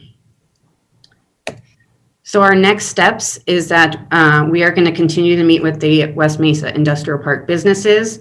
We're going to pair them up with the needs with the resources, figure out the gaps we have, and then we're going to move on in the next month or so to manufacturing and outdoor recreation. And other than that, with COVID-19, like I mentioned, we do have other business recovery programs in place that we've been working on beyond BRE. So even though we have such a small area of the city that we're focusing on BRE, we have other programs in place. And if a business comes to us and wants to do a visit or wants to do a consultation, we will do that. So we are not just focusing only on that area. It's just to get the program in place. We didn't want to take on the entire city all at once. But some of these other programs we are partnering with NMSU's Arrowhead Center to do what we call Biz Sprint. And so these are business accelerators. And we've had 2 different cohorts, one from August to September, and one is starting this month and going through November. And we've assisted a total of 30 businesses. And it is an 8-week program that is assisting businesses during COVID. So marketing, e-commerce, all that information that you need to be successful in a pandemic, basically. We also have with the Arrowhead Center, we're starting a social media program. It actually just started. It's 6 rounds where they're gonna assist 72 businesses, and this is social media basics. It goes back to the marketing and getting your business online. And this will be going on from October to December. Lift Fund is an organization we are partnering with, and they do bilingual business counseling and technical assistance. And they have monthly digital workshops that they're doing as part of this. And the one coming up this month is actually on Wednesday, and it's also on marketing. They're partnering with the Arrowhead Center and with the Green Chamber. And so this month has really been focusing on the marketing aspect, because we found out a lot of the needs that businesses have right now is getting online and selling themselves online. So that's kind of where our focus has been, which is why I keep reiterating that we're doing marketing. As you guys know, we have the Small Business Continuity Grant, which is the CARES funding. And we also have a business concierge on staff. Donald Bustos is our business concierge. So anytime, it's for business development and business assistance. Anytime a business needs anything, they can call or email him, and he will point them in the right direction or assist them however he can. And we have recently updated our website with the economic development portion with business support. So all this information is on our website, and you can click on links that'll take you directly to signing up for these programs, and they're all free. So businesses can do that. They can sign up for the webinars, whatever we have going on, it'll all be on that website. So with that, I will stand for questions. Well, thank you, Elizabeth. Too bad you couldn't go faster, but it's still good. Just kidding. Looks like Councilor Flores and Sorg had their hand up, or from last time. Did you guys have questions? Mr. Mayor? Yes. I just wanted to comment that I'm really pleased that this is happening. This is working here in the city, and that we're doing this. This is what I referred to as part of economic gardening, 8 years ago. So I'm so glad we're doing this. And Elizabeth Teeters, you did an excellent job presenting it, and I appreciate that. And I thought I had a question, but I think she answered it pretty well. So carry on, and thank you so much. Thank you. Mayor Pro Tem. Thank you, Elizabeth and Economic Development Department. They did present this to our Econ PRC, and we asked that it be brought to the council as a whole. I think I'm really impressed with how quickly the department has pivoted to help many businesses. I do want to say I was a little concerned about the pilot being at the West Mesa Industrial Park, that I thought during COVID there were other bigger issues, but I also know that as they start, it seems like they're getting some traction where folks want to expand their businesses. So I think that's great. My questions are around do you have a metric, like what metrics, performance metrics do you have in terms of this pilot, and what evaluation component exists so that you can go back and improve moving forward or change things right in the midst of things aren't quite working like you think they need to?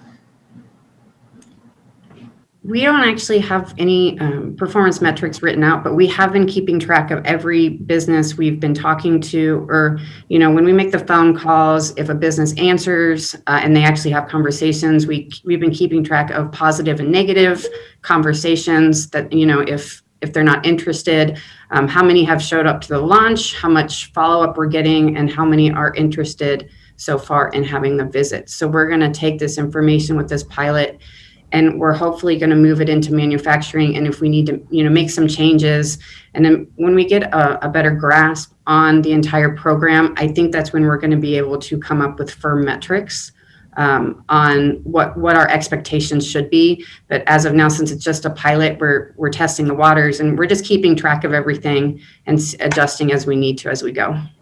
Thank you, Elizabeth.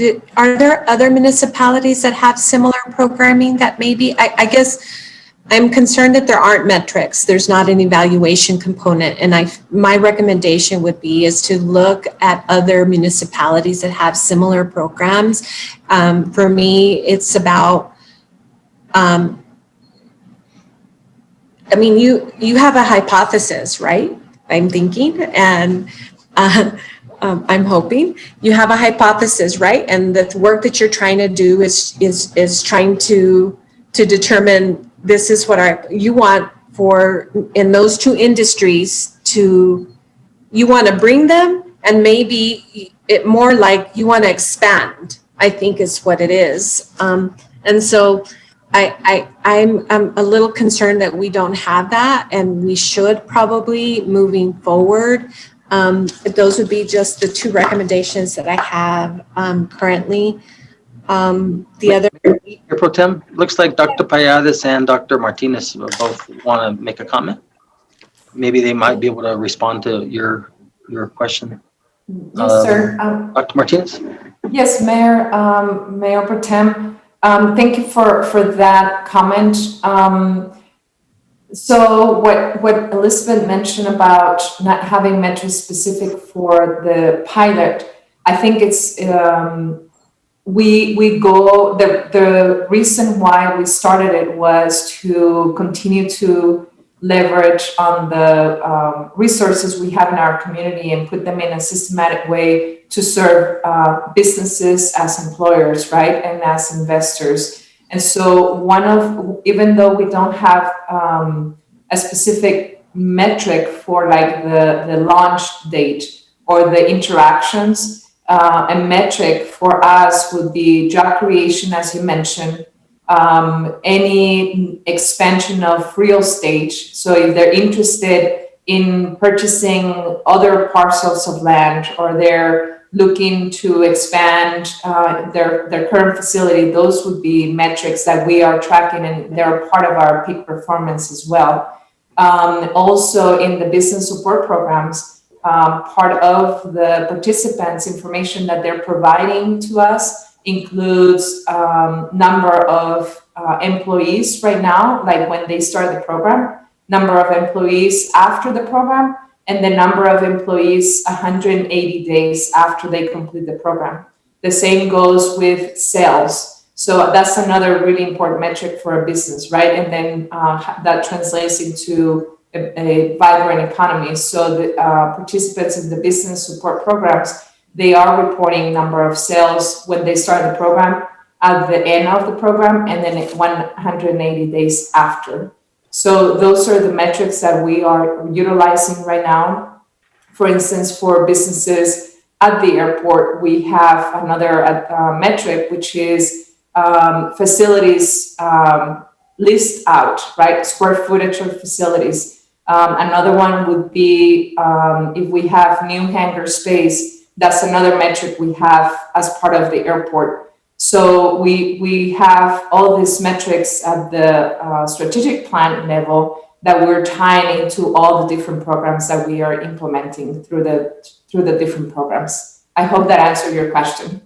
You did. Thank you, Dr. Martinez. I appreciate that. I just want to make sure that we have a plan, a clear plan with deliverables. I think that's really important, and that you're testing those out as you're moving through it and changing as you go, but also at the ends reevaluating and say, yeah, this didn't quite work out the way we needed to. And another suggestion would be, because I didn't hear it, is typically I hear we don't have the workforce, right? And we need workforce training or retraining, retooling, those kinds of things. And maybe a metric should be centered around something like that, because I hear that a lot. I also hear when we talk about industry manufacturing that people, entities that are looking at us look specifically if there's warehouse types, right? Large warehouses that we don't have. And so I'm not sure if you're still hearing that moving forward, but I know that those are all really important when I've talked to like our partners, Greater Chambers and Mavita. So with that said, you had mentioned that they're working with you, and I've always been concerned about duplication. I know some of this work, Mavita and others have done this. How are we not duplicating, and how are you using Mavita together to sort of lift, this pilot to the place where I think you would like to see it. Yes, Mayor Pro Tem, as you saw in the slide where Elizabeth shows the partners, we definitely believe in partnerships and collaboration and preventing duplicating efforts. And so as we are getting the feedback from the business owners, what we're doing is we're basically finding out in this ecosystem if there is the service that is already providing the help that they need. And then if there is not, how can we participate in influencing, filling in that gap? And so early in the BRE process that Elizabeth mentioned, Movida was at the table to talk about this program and to they provided their feedback, and they're in constant communication with us in which we are informing them of the process and the things that we are doing.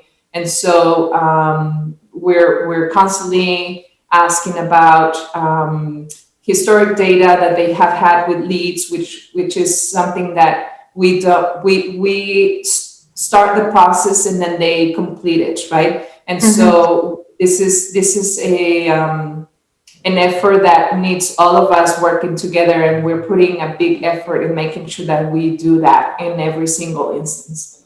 And so, and then connecting the dots, like for the social media support program, we started with that program actually started through a conversation with the Green Chamber. We went to a couple of possible options on helping us create the program. And once the program was created with different elements, then Arrowhead Center, that it's the one that we have the direct partnership for that program. Now they're partnering with the Green Chamber to then have a pipeline for the Green Chamber and other things that they're working on.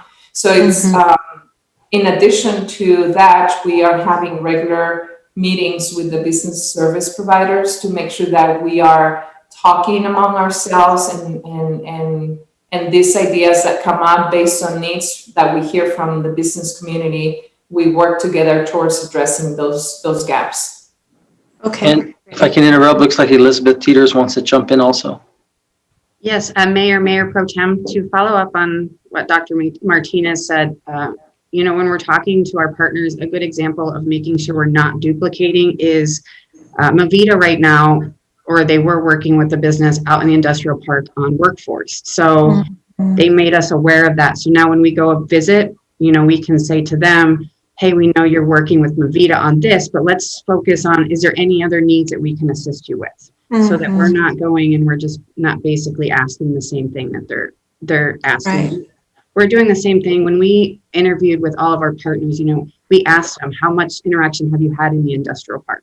What are you currently doing out there? So that when we go to these visits, we're all very prepared, and we know how busy businesses are. So the last thing we want to do is just keep bothering them with the same information over and over again. Sure. I can appreciate that. Thank you. You mentioned all the resources that the city has offered through economic development, like BizSprint, your LIFT fund, and then the email one. What was Las Cruces? What are you calling it? The one to help. Program? Say that again. You were kind of the social media program.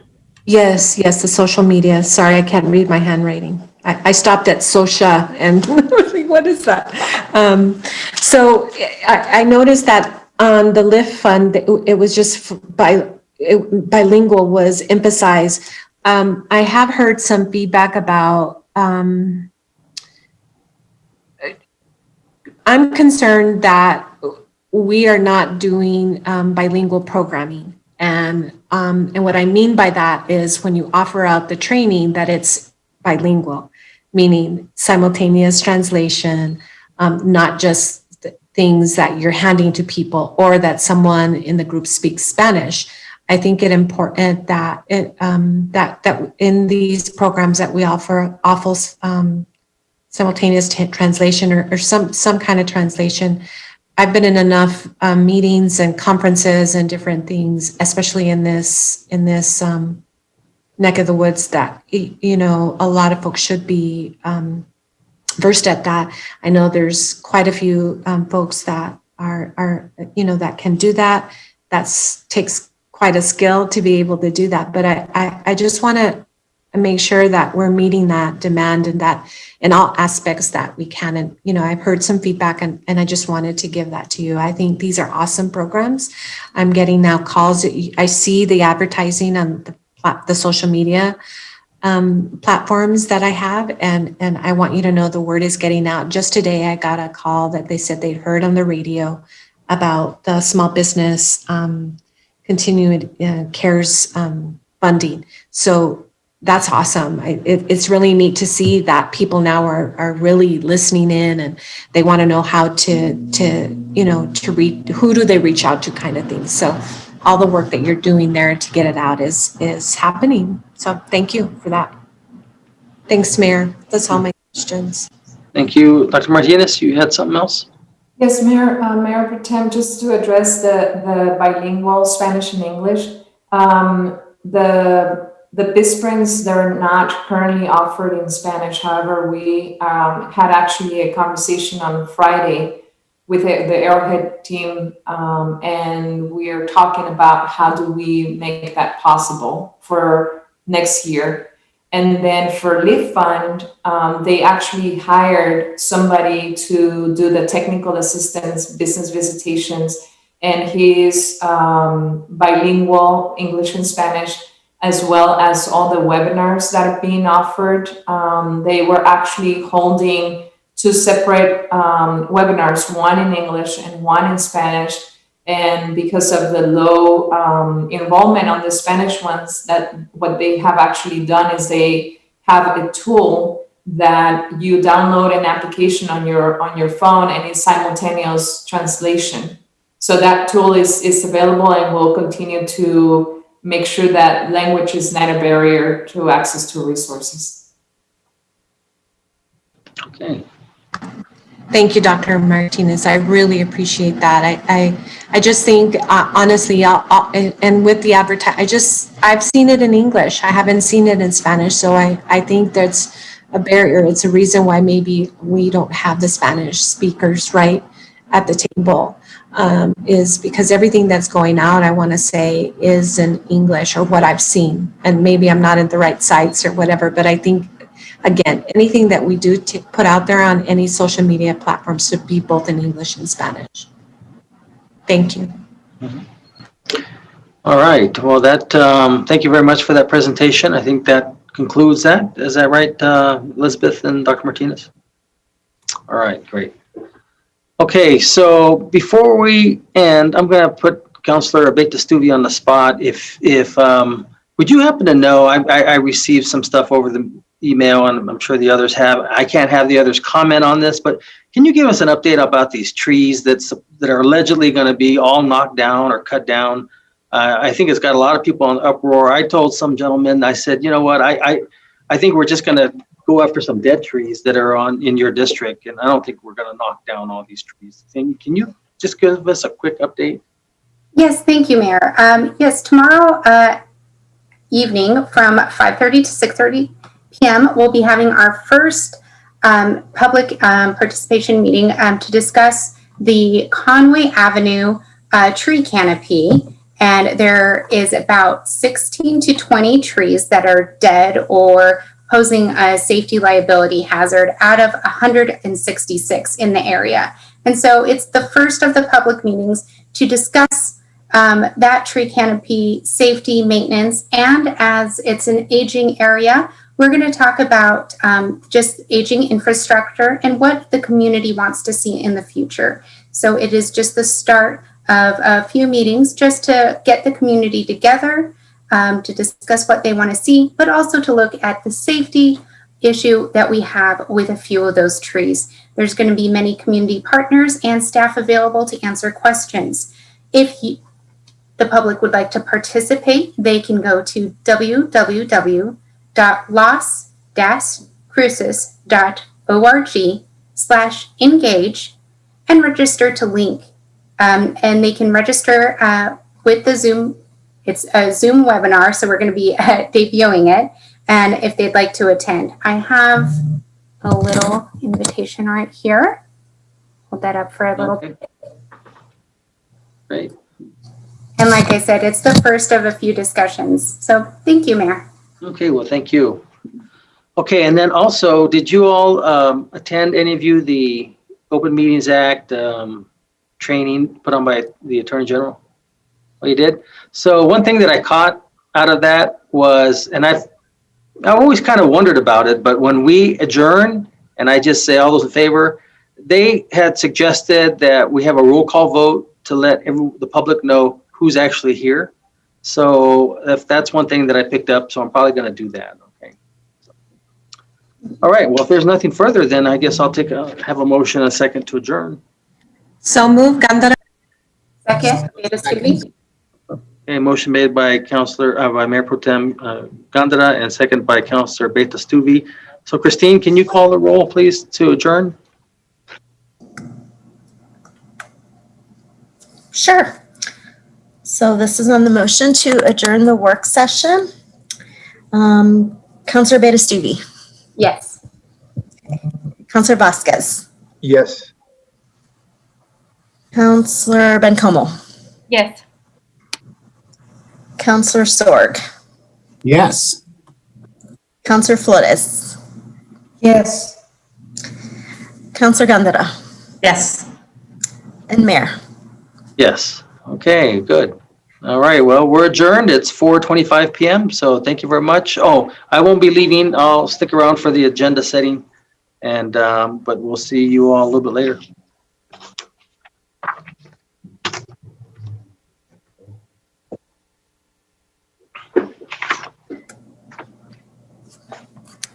Yeah, did you attend that meeting, Christine, the Attorney General? I didn't because I was off that day. Oh, okay. But I really wanted to, and I had all my staff attend. It was pretty good. Like I said, that's the only thing I picked up. All the rest, I think we're all doing pretty good stuff. Okay. Mr. Mayor? Yes. I'm glad you asked Christine if she was there, because I have a question about that. I was just going to sit in on this meeting, agenda setting, but so why would it make a difference as to who voted to adjourn? I mean, Robert Rules of Order doesn't require. Yeah, I don't think they don't recognize Robert Rules of Order, but I think it validates whether or not a quorum was present. Mm-hmm. Ah, I see. Thank you. Makes sense. Anything else you want to know? Yeah, but believe me. Thank you. All right, you ready? Yes, I am. All right, this is the agenda setting meeting for the October 19th, 2020 City Council meeting. Number 1, non-consent. 1, non-consent. 2, non-consent. 2, non-consent. 3, consent. 3, consent. 4, non-consent. 4, non-consent. 5, non-consent. 5, non-consent. 6, consent. 6, consent. 7, non-consent. 7, non-consent. And 8, non-consent. 8, non-consent. Great, thank you. Okay, thank you. See you all later. Yeah, you Bye. too. Bye-bye.